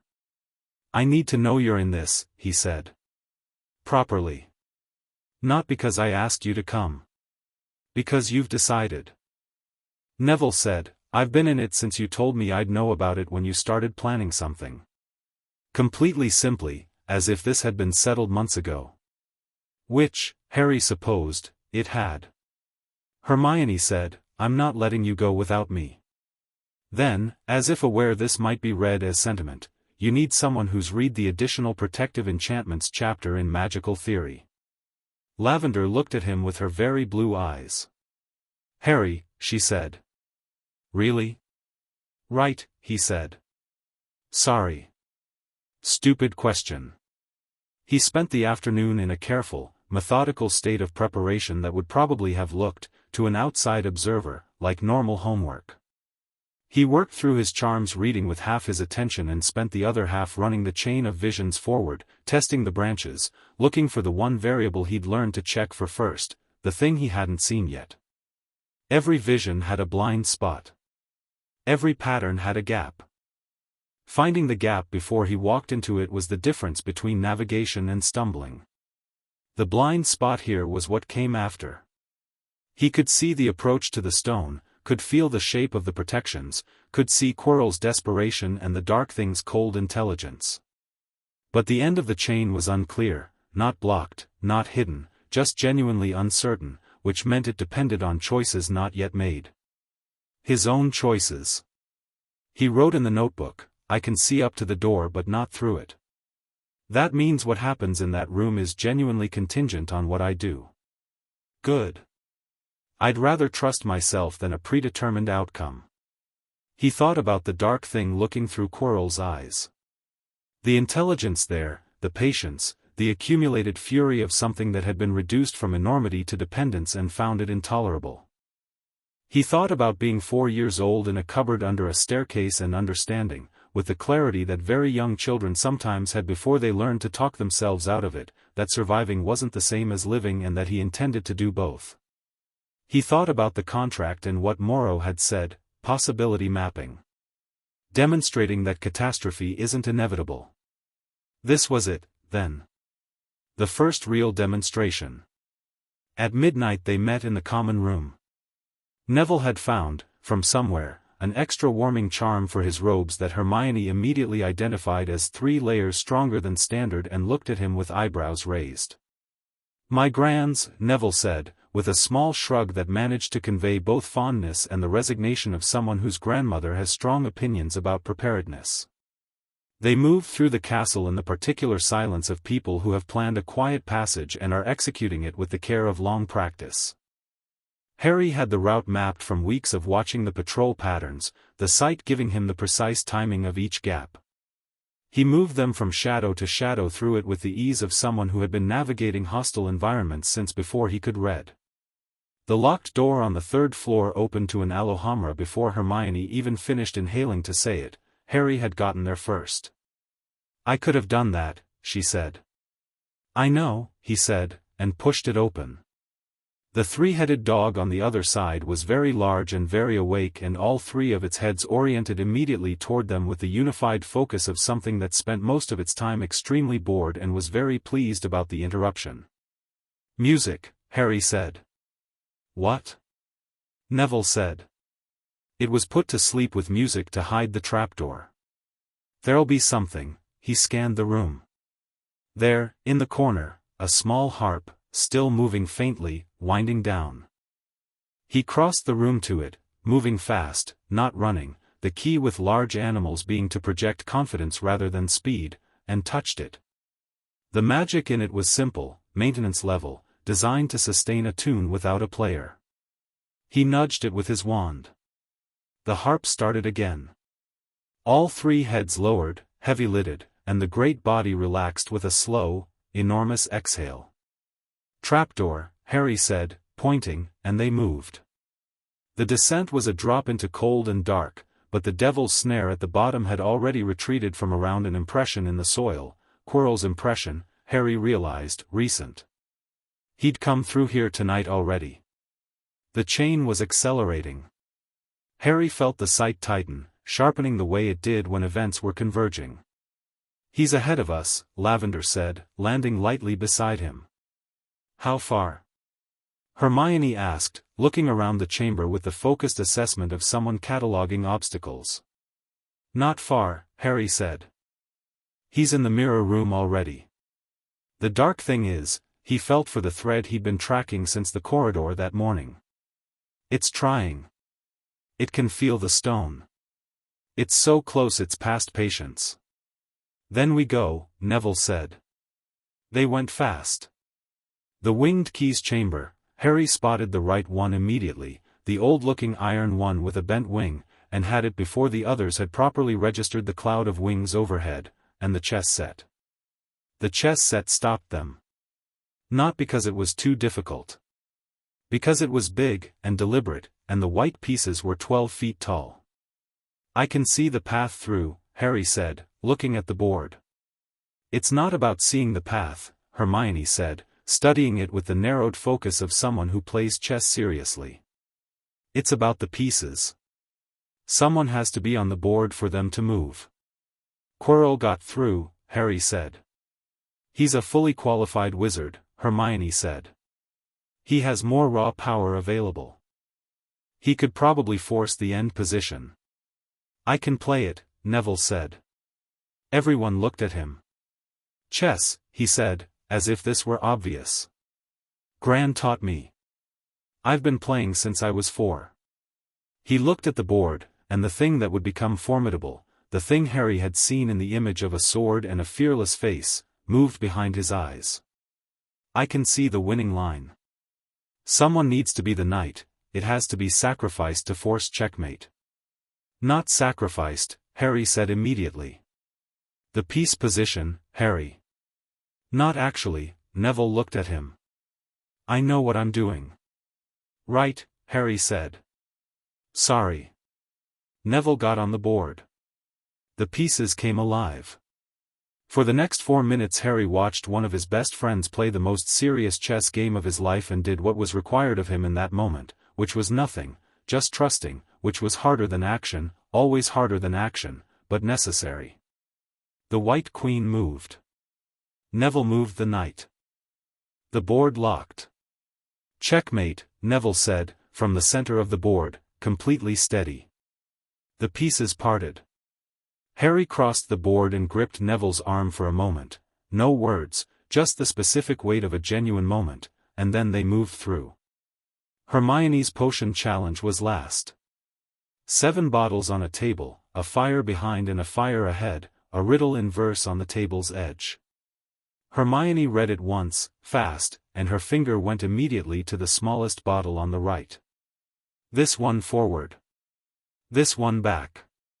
There's only enough for one person to go forward, the small bottle. She looked at Harry. You go. We'll wait. Take the other one, Harry said, nodding at the one that allowed passage back. Get Neville out of the chess room and go to the Ollery. Send Dumbledore something. He needs to know what's here even if he already suspects. What do I tell him? Tell him Voldemort is in the castle. He said the name the same way Hermione did, simply, a noun. In Quirrell. And that Harry Potter is already in the final room. Hermione took the back passage bottle and held it, looking at him with an expression that did several things in rapid sequence, assessed, accepted, and then became something fiercer than either. Don't let it touch you, she said. That's the plan, Harry said. Lavender caught his wrist as he turned. He stopped. The contract hummed between them, warm and immediate, the thread pulled close. I'm coming with you, she said. Lavender, there's enough in the small bottle for 2, she said. I measured the doses with my eyes. Yes, I know that sounds unreliable, but Harry, she held his gaze and her voice was level and her eyes were completely certain, I see it too. Not the way you do. But I can feel the end of this chain and there's a reason both of us were contracted. You don't go in there alone. He looked at her for a long moment. The sight offered him nothing about this, no confirmation, no refutation, just the same genuine openness it always showed for choices not yet made. Split the bottle, he said. The final chamber was underground and cold and dark in the particular way of places that have been sealed from light long enough to forget it. The mirror stood against the far wall, enormous and ornate, its surface showing nothing from this angle, just the gray sheen of old glass. And in front of it, Quirrell. He had both hands pressed to the mirror's surface and his face was contorted with the effort of wanting and the inability to have, and the dark thing inside him was pressing so hard against its borrowed skin that Harry could see it, not with his eyes, with his sight, could see the shape of it, formless and vast and burning with cold fury. Quirrell heard them enter and spun. In the moment before he spoke, Harry saw the whole chain forward, the conversation Quirrell would try to have, the moment he'd make his move, the 3 possible branches from that moment. He ran through them in the time it took to breathe in. Harry Potter, Quirrell said, and even his voice was layered, his own voice, and underneath it something that Quirrell's vocal cords were not naturally shaped to make. I rather expected you. And there, a fractional flicker, the dark thing looking through the eyes again, the same intelligence he'd met in the corridor, except now it wasn't just looking. It was assessing. Recognizing. You have been an interesting variable. You've been here all year, Harry said, stepping fully into the room. Lavender moved with him, and he was glad she was there not because he needed protection but because the contract between them was sharpest when they were physically close and he could feel his sight extending, sharpening, reading the room and its futures in high definition. Watching, planning, using Quirrell. How long have you been in him? Long enough, Quirrell said. He turned back to the mirror. You could help me, you know. You could look into this mirror and take what it shows you. All you'd have to do is want to find it and nothing more. That's not something I'm going to do, Harry said. Quirrell's head dropped slightly. When it lifted, the quality of movement had changed, not Quirrell's slight, anxious motion but something deliberate and measured and old. Look at me, said the voice, and it was both Quirrell and not Quirrell, layers of intention over a borrowed instrument. Harry looked. The dark thing was considering him with its full attention now, and its full attention was significant. He could feel the pressure of it against his sight, the way you felt wind before a storm, not the wind itself yet, but the change in the air that meant it was coming. You're not afraid, it said, through Quirrell's mouth. No, Harry said. Children your age are afraid of me. Children my age haven't had 3 years to prepare, Harry said. What are you? You know what I am. I know what you were called, Harry said. I know what happened to you. I know you're not what you were, not even close. You're a fragment, using a dying man's body because you don't have your own. He kept his voice entirely level, not unkind but completely clear. You're not the most powerful dark wizard of the century right now. You're a parasite trying to steal a stone because it's the only way back to something approaching power. The temperature in the room dropped several degrees. That was not metaphor, he felt it literally, the cold pushing against his skin, and his breath began to mist. You speak plainly, it said. I find it saves time, Harry said. What I am, it said, with the particular patience of something very old, is the end of every obstacle you have ever faced in your brief existence. I killed your parents. I wrote the shape of your life before you were old enough to live it. You are the consequence of my actions and you stand here calling me a parasite. Yes, Harry said. And that doesn't anger you? Harry thought about his parents, 2 people he'd never met, 2 absences he'd felt the shape of his whole life, 2 deaths that had made him the specific person he was.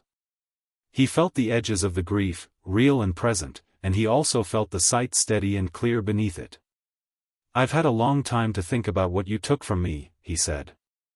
And a longer time to decide it doesn't get to determine what I do. He stepped forward. I'm going to look in that mirror. Quirrell moved, fast, the dark thing driving his body past its limits, and Harry moved faster. Not with his wand. With his understanding of the moment, which was the real tool, the sight giving him the shape of Quirrell's movement a half-second before it happened. He stepped sideways, and Quirrell's grasping hands found air, and Harry walked to the mirror. He looked in. The mirror showed him himself. Not a desire, not a vision of parents or power or anything he'd been told mirrors like this showed. Just himself, standing exactly where he was standing, and in his hand, small and red and warm, the stone. He felt the real weight of something in his palm. He turned around with the philosopher's stone in his hand, and Quirrell was 3 feet away with his face pulled into a rictus of fury and the dark thing burning behind his eyes with an intensity that scorched the air. "Give it to me," the dark thing said. "No," Harry said. Quirrell lunged. What happened next would take Harry a long time to fully understand, because it happened in the space between planning and reaction, in the gap between what the sight could predict and what just was. Quirrell's hands closed on his arm and then Quirrell screamed, a real scream, real pain, his hands pulling back from Harry's skin as if burned. Harry looked at his own arm, where Quirrell had gripped it, and saw nothing, no burn, no mark. Just his arm. The dark thing shrieked. Not Quirrell's voice, something underneath it, stripped raw, the sound of something that had been sustained by intention and will encountering something it fundamentally couldn't grip. It came through Quirrell in waves, twisting the man into postures that were not natural, and Quirrell's face swam between his own expression and the thing's cold fury. His mother's protection, the dream teacher had told him once, during a lesson that had seemed oblique at the time. Old magic, woven into you when you were a child. It didn't destroy the attacker. It reflected. Whatever darkness touches you returns to its source multiplied. Harry stood his ground. He held the stone and he did not move. Quirrell reached for him again, whatever was driving him couldn't not, the desperation too great, the proximity to the stone after months of near reach too excruciating, and the second contact was worse. Quirrell folded around himself, the dark thing tearing at its own container in its desperation to reach through him, and Harry felt the cold fury pressing against his sight like a fist against glass. He looked at it directly. With his sight, all of it extended, he looked at the dark thing full on and said, without flinching, "You're not taking it." What came back was rage and something older than rage, the raw agony of something that had once been enormous and was now this, reduced and dependent, trapped in a dying shell, and he let himself feel the shape of that for a moment, not sympathy exactly, but recognition. This was what happened when power became the whole of what someone was. When taking was the only tool left. Quirrell collapsed. The dark thing left, Harry felt it go, not destroying, not dying, dispersing, the way smoke dispersed when the fire went out, and then there was just the chamber and Quirrell on the floor, barely breathing, and Harry standing with a small red stone in his palm and his heart rate elevated and the hum of the contract steady in his chest. Lavender was beside him in a moment. She put her hand on his arm, not his wrist, his arm, gentle and grounding, and the contract pulsed between them like a second heartbeat. "Are you?" she started. "I'm fine," he said. He looked at Quirrell. The man was breathing, barely, unconscious and already fading. "He needs help." "Dumbledore is coming," Lavender said with quiet certainty. "Hermione's message got there." "I know," Harry said. He looked down at the stone. Small and red and extraordinarily valuable and not, in this moment, what he was thinking about. He was thinking about the chain of vision he'd run forward from the corridor this morning, the branch he'd chosen, the outcome it had produced, and he was noting, with the calm satisfaction of someone who has tested a thing and found it working, that the outcome was exactly what he'd aimed for. Not because he'd seen it. Because he'd chosen it. The door behind them opened. Dumbledore came through it with his robes slightly disarrayed in the way of someone who had been moving fast, and he looked at the room, Quirrell, Harry, Lavender, the stone, and his face did something complicated. "Harry," he said quietly. "He's alive," Harry said. "For now. He needs medical help." He held out the stone. "And you should have this." Dumbledore took it. He looked at Harry with an expression that was several things at once, relieved, assessing, and something else, something quieter, that Harry identified after a moment as genuine surprise. Not at the outcome. At the boy who'd produced it. "Are you hurt?" Dumbledore asked. "No," Harry said. Dumbledore looked at him for a long moment. Outside, distantly, Harry could hear the castle waking, voices, movement, the specific alert quality of a building rousing to crisis. "I think," Dumbledore said, quietly, "that we have a great deal to discuss." "Yes," Harry said. "We do." He looked at Lavender, who was looking back at him with that expression he'd come to know better than most things, the one that held steadiness and something he didn't have a precise word for yet, something warm and forward-facing, like standing at the start of a long road and finding you're not bothered by the length. "Tomorrow," Harry said to Dumbledore. "I'd like tonight." Dumbledore looked at him and something that had been sitting formally behind his eyes shifted. "Of course," he said. "Tonight is yours." They walked back through the chambers, the smashed chess pieces, the drained bottles, the sleeping dog, and came up through the trapdoor and through the door and out into the corridor that smelled like castle and torchlight and winter, and Hermione and Neville were there, both of them with the specific expressions of people who have been waiting and have been pretending to be calm about it. Hermione looked at Harry's face and exhaled. "You got it," she said. "We got it," Harry said. Neville said nothing. He just clapped Harry once on the shoulder with a hand that was steadier than you'd expect from someone who'd spent part of the evening as a chess piece, and the we of it was entirely evident in the gesture. They walked back to Gryffindor Tower together, 4 of them, through the sleeping castle, and the contract hummed in Harry's chest, warmer, or maybe just more certain, and outside the windows the night was very dark and very clear and full of stars. Chapter 5. The war behind the war. Summer arrived and Harry didn't go back to the Dursleys. This was not negotiated. He simply didn't. He'd written to Dumbledore in May, a letter that was courteous and entirely clear, explaining that he would be spending the summer with Lavender's family, that Millicent Brown had extended the invitation formally, and that he trusted this arrangement would be suitable.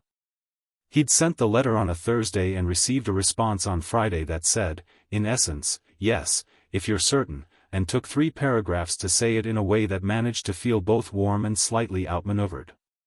The Dursleys received a separate letter from Dumbledore that Harry hadn't read and didn't need to.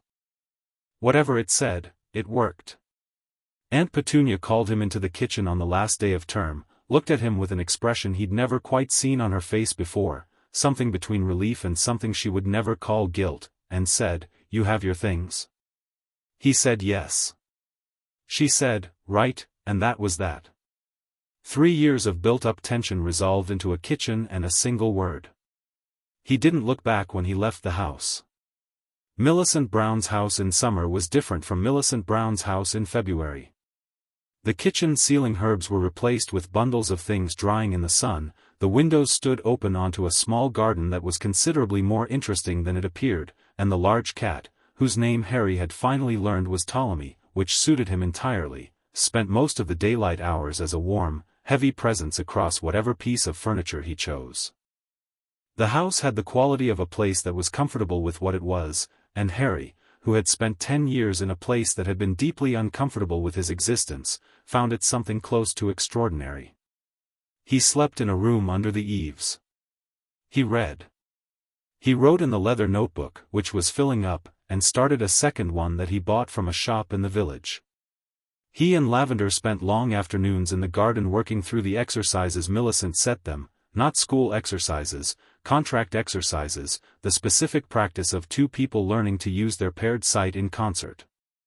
This was different from anything the dream teacher had shown him. The dream teacher's lessons were about his own sight, solitary and internal. This was about the thread between them, learning to extend it deliberately, to share impressions across it, to pull the other's perspective into his own vision the way you pulled a second image into a camera's field. When it worked it was extraordinary. When it didn't work it gave him a headache, and Lavender said things that were sharp and accurate and not particularly diplomatic. "You're pushing," she said one afternoon, from across the garden table where they'd been attempting to share a vision of something Millicent had deliberately left ambiguous, a photograph of a place neither of them recognized. "I'm reaching," Harry said. "Those are the same thing when you're doing them." "They're not. When you push, I get static," Lavender said, with the patient authority of someone who has had this conversation before and intends to have it as many times as necessary. "When you reach at me instead of with me it's like," she made a gesture that meant noise, and was remarkably expressive about it. Harry sat back. He looked at the photograph on the table, old stone, a garden wall, some kind of building in the background. He thought about what the difference was between reaching at and reaching with. Like synchronizing, he said. Yes, Lavender said. Not one of us leads. Both of us arrive. He tried it. He let his sight move in the direction of the image without directing it toward her, just let it move and trusted that she would move with it if they were in sync rather than one of them following, and something clicked, like two pieces of a mechanism engaging. He saw the place in the photograph, but then, decades forward, a building with those stones, repurposed, changed, important in a way that had nothing to do with what it was in the photo. He felt Lavender arrive at the same place from a different angle, her impression emotional where his was architectural, and the two versions merged into something clearer than either alone. The building becomes important, he said. Someone stands there, she said, simultaneously. Someone making a decision that changes something larger. They looked at each other across the table. That, Millicent Brown said from the kitchen doorway, where she had apparently been watching for some time, is what the contract was made for. She set 3 cups of tea on the table and sat down with the comfortable authority of someone who has been right about things for a long time. It takes most paired seers years to do that with clarity. You've been working at it for 3 weeks. We've been working at it for 3 years, Lavender said. Just not together. Exactly, Millicent said. She wrapped her hands around her cup and looked at Harry with the particular expression she wore when she was going to say something important and was choosing how to frame it. He'd learned to recognize that expression. He waited. There's something you need to know, she said. I've been waiting for the right time, which is a seer's way of waiting for the moment when knowing it will do more good than harm. She paused. That time is now. The contract's original purpose, Harry said. The war behind the war. Millicent looked at him without surprise. You've been thinking about it. Since Morrow told us about it in December. He'd been turning it over for months, in the background, the way the site processed things it wasn't ready to surface yet. She said the contract was designed to end a war that history forgot. A faction that believed seers should govern wizarding society. She said the founders opposed them. He looked at Millicent steadily. What she didn't tell us was why the war was forgotten. Millicent was quiet for a moment. Because the council suppressed the history of it, she said. Not with malice, with the specific blindness of institutions that have forgotten their own origins. The council is the faction, or rather, it's what the faction became after it lost. It didn't disappear. It evolved. It moderated its public claims and maintained its private agenda and eventually convinced itself that it had always been what it had become. She looked at her tea. That's the most dangerous kind of institutional corruption. The kind that doesn't know it's happening. Morrow knows, Lavender said. Some of them know, Millicent agreed. The question is what they do with the knowing. What does the contract actually do? Harry asked. Specifically. What is possibility mapping, how does it work, and what does ending the argument look like in practice? Millicent looked at him with something that was approximately affection and approximately the expression of a chess player watching someone else identify the right move without being told. You've been waiting to ask that precisely. I've been waiting until I was ready to hear the answer and do something with it, Harry said. She nodded. Possibility mapping at full function, which you're not at yet, but which you're closer to than anyone has been in this century, allows a paired seer to demonstrate, in visible and documentable terms, the point at which a given catastrophe became contingent. Not inevitable. Chosen, even if unconsciously. It shows the choices that led to catastrophe and the choices that could have led away from it. She set her cup down. The faction's entire argument was that magical society, left ungoverned by seer oversight, would inevitably destroy itself. Possibility mapping destroys the word inevitably. It shows the specific, traceable, human decisions that created disasters, and by showing that, shows they could have been different. Silence. The garden moved gently in summer air. That's, Lavender started, and then found the word, that's enormous. Yes, Millicent said. And the current war, Harry said. Voldemort's first rise. The deaths, my parents, possibility mapping could show those weren't inevitable. Could. Will, when you're ready. The question is whether you use it and how. Millicent looked at him. The contract was dormant for over a century because no pairing occurred. In the meantime, the war the Founders were trying to prevent had a smaller, concentrated recurrence, not the Seer governance faction specifically, but the same root impulse. The belief that certain people, by nature of their power or their blood, should determine the shape of things for everyone else. Voldemort, Neville said, from the back of the garden where he had been quietly repotting something in a terracotta pot. Harry had half known he was there, Neville had a gift for being present without announcement, and Millicent had stopped being surprised by him showing up in her garden 2 weeks ago. That's what he wanted. Not Seer governance. Blood governance. The same logic, Millicent said, looking at him with clear approval. Different claimed criterion, same fundamental argument, that some people are more qualified to determine reality than others, and this qualifies them to enforce it. Neville set down his trowel and came to the table with the unhurried movement of someone who has thought of something specific. Harry's parents, he said. Possibility mapping could show their deaths weren't inevitable. But it could also show the choices that led to them. Who made what decision when? He looked at Harry carefully, the way people looked at you when they weren't sure how near they could go to something. That's worth knowing, and it's also hard, Harry said. Yes. He thought about it, the thing he'd been holding at arm's length for as long as he'd had the sight, the two absences that were the foundational fact of his life. But hard doesn't mean wrong to do. No, Neville said. Just, you should know it's an option before it becomes a necessity. Harry looked at him for a moment. Thanks, he said, simply. Second year began in September with the castle smelling of chalk and old wood and the particular September quality of a school reconvening with itself, and Harry walked back through the doors knowing 3 things he hadn't known the previous September. The first was that Voldemort had not been destroyed. Dispersed, weakened, pushed back to the formless dependency that was his current state, but persistent, looking for ways back, patient in the way that only things stripped of everything except intention could be patient. The second was that the Seer Council had not responded to his December proposal in any formal written way, which meant they were either reconsidering or regrouping, and he intended to stay aware of both possibilities. The third was that something was wrong with the castle before he'd even unpacked. He felt it on the train, the way he'd felt the third-floor corridor the year before, a disturbance, old and specific, a wrongness that had a different texture from Voldemort's cold fury.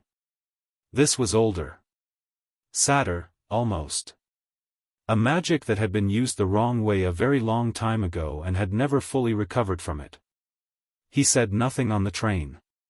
He filed it. Hermione met them in the common room the first evening with 3 books and the expression she wore when she had been doing preparatory research and found something worrying. I know you're going to say you already know something is wrong, she said, sitting down and opening the first book, so skip that part. Something's wrong, Lavender said, helpfully, and got the look. The castle has a chamber, Harry said. I've been getting the edges of it since the journey. Something very old, hidden, and built with intent, the specific intent of someone who wanted a weapon and didn't care what it damaged on the way. He looked at Hermione. Salazar Slytherin. Yes, Hermione said. The Chamber of Secrets. I found the first reference in Hogwarts, a history, which mentions it obliquely, and then this. She opened the second book, a very old one with a cracked spine, which describes Slytherin's specific magical signature in sufficient detail to be useful. It was opened once before. 50 years ago. What happened? Neville asked. Someone died, Hermione said. A student. A girl. The case was closed and attributed to a creature, a basilisk, which was Slytherin's chosen instrument. He believed in weapons of precision, things that could distinguish between his preferred targets and everyone else.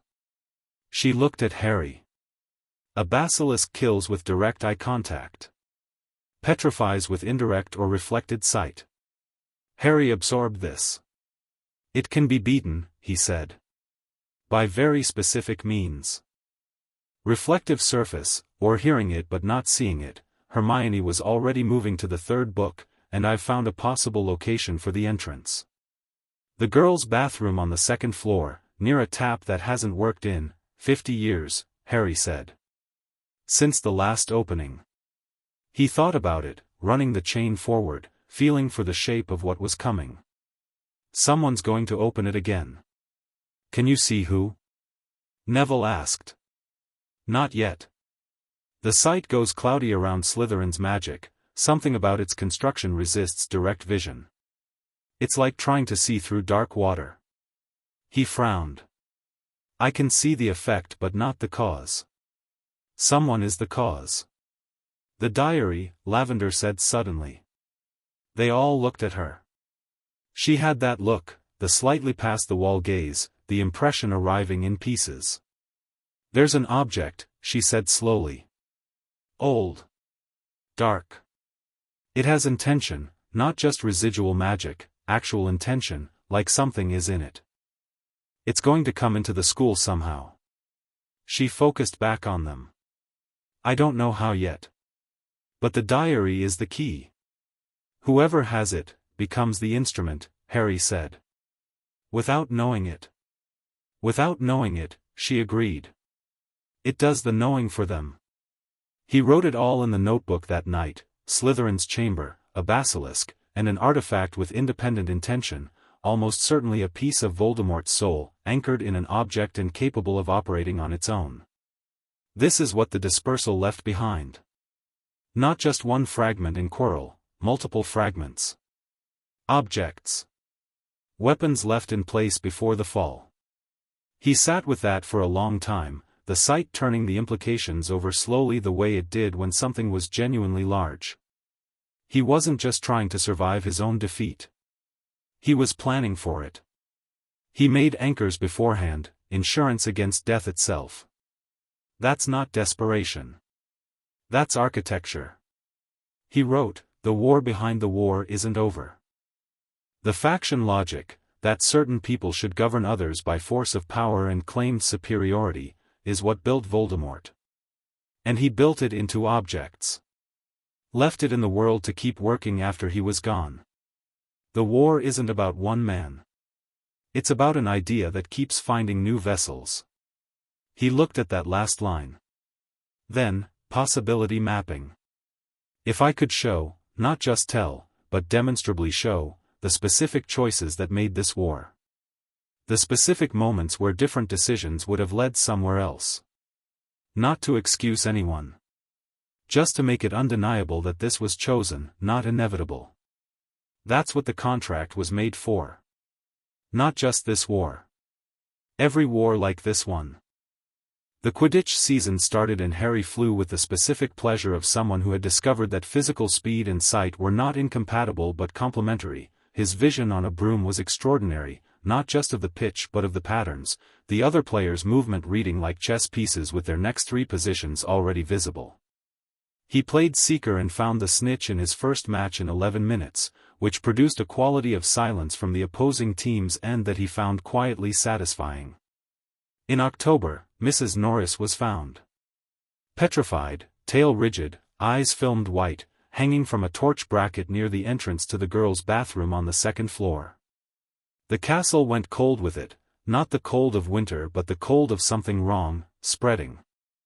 Harry stood in the crowd that gathered and extended his sight toward what remained in the corridor, the residue of Basilisk Passage, distinctive and ancient, and underneath it the specific dark intention of the diary artifact, its fingerprint on the event like a signature. It started, he said to Lavender beside him, keeping his voice below the crowd noise. I know, she said. I need to find the diary before it finds another host. How? The sight goes cloudy around Slytherin's magic but not around the people it touches, he said. Whatever it influences, it leaves a mark, not physical, just a quality. I can read that if I know what to look for.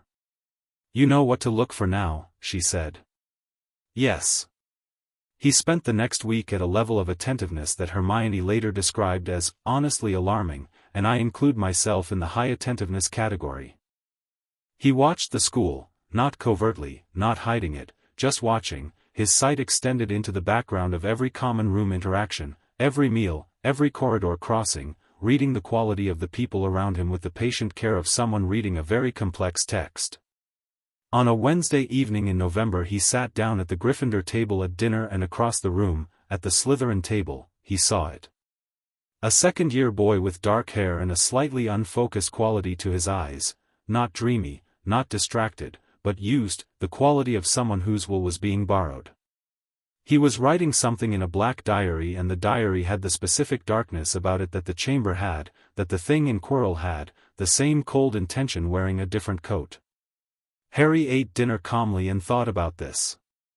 Ginny Weasley, Lavender said quietly from beside him, before he said anything. She was looking in the same direction. She had it first, I think. The impression I'm getting is, it moved. Passed along somehow. She gave it away, Harry said, thinking. Or someone took it. And now it's with him. He considered the boy, pale, second year, the particular defensive posture of someone who has been low on the social hierarchy long enough to make it structural. He doesn't know what it's doing to him.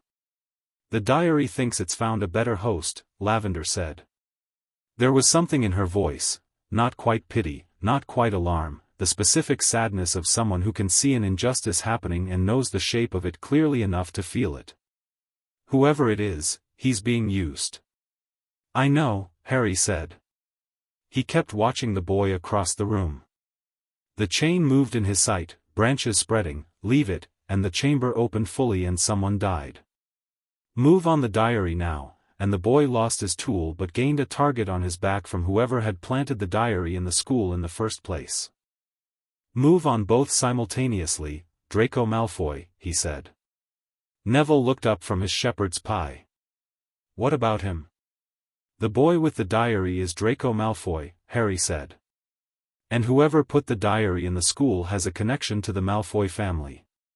He thought about the residue of the dark artifact, its specific magical signature, and ran it back against everything he knew about the war's history. A Malfoy was a Death Eater. The diary is Voldemort's. There is a very direct line between those two facts. Lucius Malfoy, Hermione said, very quietly. His father. He planted it, Harry said. Not because he thinks it will work, not strategically. Because he wants to see it work, wants the chamber open, wants the school disrupted, wants to prove a point about blood status that he can't make legally anymore. He looked at Hermione. He didn't give it to his own son. He gave it to someone else. Someone he thought was low value and expendable. Ginny Weasley, Lavender said. Her voice had gone flat in a specific way. Yes. Harry set down his fork. Which means there are two problems. The diary, which needs to be destroyed before it opens the chamber. And Lucius Malfoy, who put it in the school, which is a crime, and who will cover his tracks if we give him time. We need proof before we can address Malfoy, Hermione said, straightening in her chair with the look of someone taking a formal inventory. And destroying the diary won't produce that proof, it'll eliminate the evidence. Then we don't destroy the diary, Harry said. We take it. From Draco Malfoy, Neville said. He didn't make it sound impossible. Just, worth planning. From Draco Malfoy, Harry confirmed. And we do it in a way that doesn't trigger whatever protections Voldemort built into it. He paused. It'll push back. It has intention, that means it has a defensive response. How do we take something that can defend itself? Lavender asked. Harry thought about the mirror, last year. About the logic of the trap, the stone only available to someone who didn't want to use it. Slytherin's magic worked on the same principle, inverted. It gave itself willingly to those who wanted to wield it and resisted those who wanted to unmake it. You don't take it directly, he said slowly. You give it somewhere better to go. Hermione was looking at him with the expression of someone who has followed a line of reasoning to its conclusion and is not entirely comfortable with where it leads. You're going to offer it something. A different target, Harry said. Something that looks more valuable than its current host. Something it'll want to attach to, Lavender said, and then, no. Firmly, in the voice she used when something was not negotiable. Not you.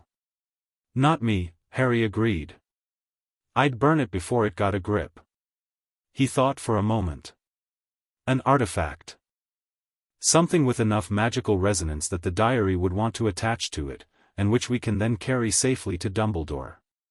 A magical lure, Hermione said. For a sentient piece of soul.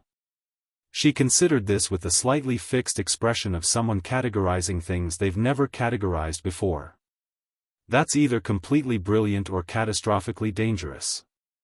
Probably both, Neville said, with considerable equanimity. The next 3 days were spent in preparation.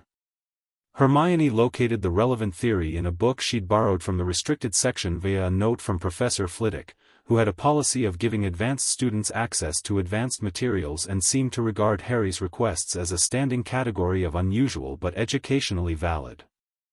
She identified the specific properties needed in a lure artifact: sufficient magical resonance to appear valuable, deliberate openness in its construction, nothing that would trigger the diary's defenses on approach. Harry found what he needed in his own trunk. A small obsidian mirror, bought in Diagon Alley the previous summer from the same specialist shop that had sold him the seership text. He'd bought it without knowing why, one of those sight-guided acquisitions that he'd learned not to question, and it had sat in his trunk for a year being nothing in particular. He spent an evening working on it in the common room, very quietly, while Neville played chess with himself and Lavender Reed and Hermione periodically glanced over and made faces that meant she was paying attention despite her book. When he was done, the obsidian mirror felt like an invitation. Not trapped, not harmful, just open, receptive, the magical equivalent of an unlocked door in a hospitable house. He held it and felt the sight run over it and nodded. "That'll do," he said. The exchange with Draco Malfoy happened on a Friday afternoon in the second-floor corridor, and it did not involve deception, which Harry had decided he was not going to waste energy on. He came around the corner, saw Malfoy coming the other way with 2 large Slytherins flanking him and the unfocused quality still in his eyes, and stepped into the middle of the corridor. "Malfoy," he said. Malfoy stopped. Something flickered in his eyes, the diary's attention, or Malfoy's own, it was hard to tell where one ended. "Potter," he said, with the reflexive disdain of someone performing a social role they've inhabited so long it's become automatic. "I want to see the diary you've been writing in," Harry said. Everything stopped. Malfoy's flankers went very still. Malfoy himself, the real Malfoy, underneath the diary's influence, blinked, and something confused crossed his face, and then the other thing pressed forward and his expression went cool and superior. "I don't know what you're talking about," he said. "Yes, you do," Harry said. "You've had it for 3 weeks. Before that, Ginny Weasley had it, and before that, your father planted it on her." He watched Malfoy's face and reached past the performed composure toward the person underneath. "That diary is not yours, Malfoy. It's using you. You know that, somewhere." "Get out of my way," Malfoy said, but his voice had changed, just slightly, the automatic disdain giving way to something more complicated underneath. "I'll trade you," Harry said. He held out the obsidian mirror. "This for the diary. Fair exchange." He kept his voice level and direct and entirely without performance, and that was the thing, that was what cut through the diary's grip better than confrontation would have. He was not attacking Malfoy, he was just talking to him, and the diary hadn't been built to defend against sincerity. Malfoy stared at the obsidian mirror. Harry felt the diary's attention shift, felt it extend toward the mirror with the hungry precision of something that had identified a more interesting target, and in that moment of the diary's attention being elsewhere, he looked at Malfoy directly. "Your father put you in this," he said quietly. "Not on purpose, he gave it to someone else. But you found it. You've been talking to it, and it's been talking back, and it told you things that felt like it understood you." He paused. "It doesn't. It has one agenda, and you're a tool for it." Malfoy's jaw tightened. Something in his face was doing battle with itself. The boy he actually was fighting the performance he'd been built to maintain, and Harry waited, because this was not something that could be rushed. Malfoy took the obsidian mirror. He held out the black diary. Harry took it. The diary tried immediately. He felt the intention of it pressing at his grip, cold and insistent, and he held it through pure refusal, the sight showing him the pattern of its influence and his own awareness of that pattern being the exact thing that neutralized it. He put it in the inside pocket of his robes and felt it go still, like something that had tried a door and found it genuinely unmovable. Malfoy was looking at him with an expression Harry had never seen on his face before. Not the automatic disdain, not the performed superiority. Something younger and more uncertain that was probably closer to his actual face. "What's in it?" Malfoy asked. "A memory," Harry said. "A piece of someone's will, trying to be a person again. It's not going to manage it." He looked at Malfoy steadily. "You should talk to someone about what it told you. Not me. Someone you trust." He paused. "If that's difficult to identify, that's also information worth having." He walked past the two flankers and down the corridor, and behind him heard nothing, not footsteps following, not a hex, just the specific silence of someone processing something they hadn't expected. Lavender fell into step beside him from a doorway she'd been standing in. "That was either masterful or reckless," she said. "The diary is in my pocket and Malfoy is free of it and no one threw a spell," Harry said. "I'll take masterful." "You were kind to him," Lavender said. "Not surprised, just noting it." "He was being used," Harry said. "By his own father's choices. He thought about this. I have some experience with that." She was quiet for a moment beside him, and the contract pulsed its warm, present warmth, and then she said, "What now?" "Now we go to Dumbledore," Harry said. "With the diary and a very clear account of exactly how it got into the school and who is responsible." He paused. "And we make sure there's a record. Not just Dumbledore's record, ours. Written down, witnessed, documented." He looked at her. "The war behind the war runs on things being hidden, forgotten, suppressed. The antidote is the opposite. Evidence," she said. "And memory," he said. "The kind that doesn't disappear when someone finds it convenient." Dumbledore listened to everything with his fingers laced and his expression in that careful neutral register he used when he was receiving information he both had and didn't have, the two versions of his knowledge meeting somewhere in the middle of his face. When Harry was finished, when he'd laid out the diary, the connection to the chamber, the connection to Lucius Malfoy, the threat to the school and specifically to a small first-year girl who had spent a month under this thing's influence, Dumbledore was quiet for what felt like a deliberate amount of time. "You've thought about this very carefully," he said. "Yes," Harry said. "The diary is a Horcrux," Dumbledore said, and the word fell into the room like a stone into deep water. "Do you know what that is?" "A piece of a soul anchored in an object," Harry said. "A means of ensuring survival beyond physical death." He looked at Dumbledore. "How many are there?" Another deliberate pause. Longer this time. Outside the window the November sky was doing its grey best. "I don't know," Dumbledore said, which was the most honest thing Harry had ever heard him say. "I have suspicions. Not certainties." "Then we need certainties," Harry said. "Because as long as those anchors exist, he can't die. And right now they're in the world unsupervised while everyone thinks the war is over." Dumbledore looked at him with the expression he sometimes wore that was the inverse of his usual gentle authority, not him reading Harry, but Harry reading him, and Dumbledore knowing it, and something about that dynamic having settled into a strange mutual respect that neither of them had quite named yet. "What would you suggest?" Dumbledore asked. "I'd suggest you stop acting like I'm a student who needs protecting from the full picture," Harry said, without heat. "Because the full picture is exactly what I need to do what I'm capable of doing." He looked at the old man steadily. "I've been a seer for 3 years. I fought the fragment in Quirrell and I took the diary from Malfoy without anyone getting hurt. I am not asking to be included as a favor.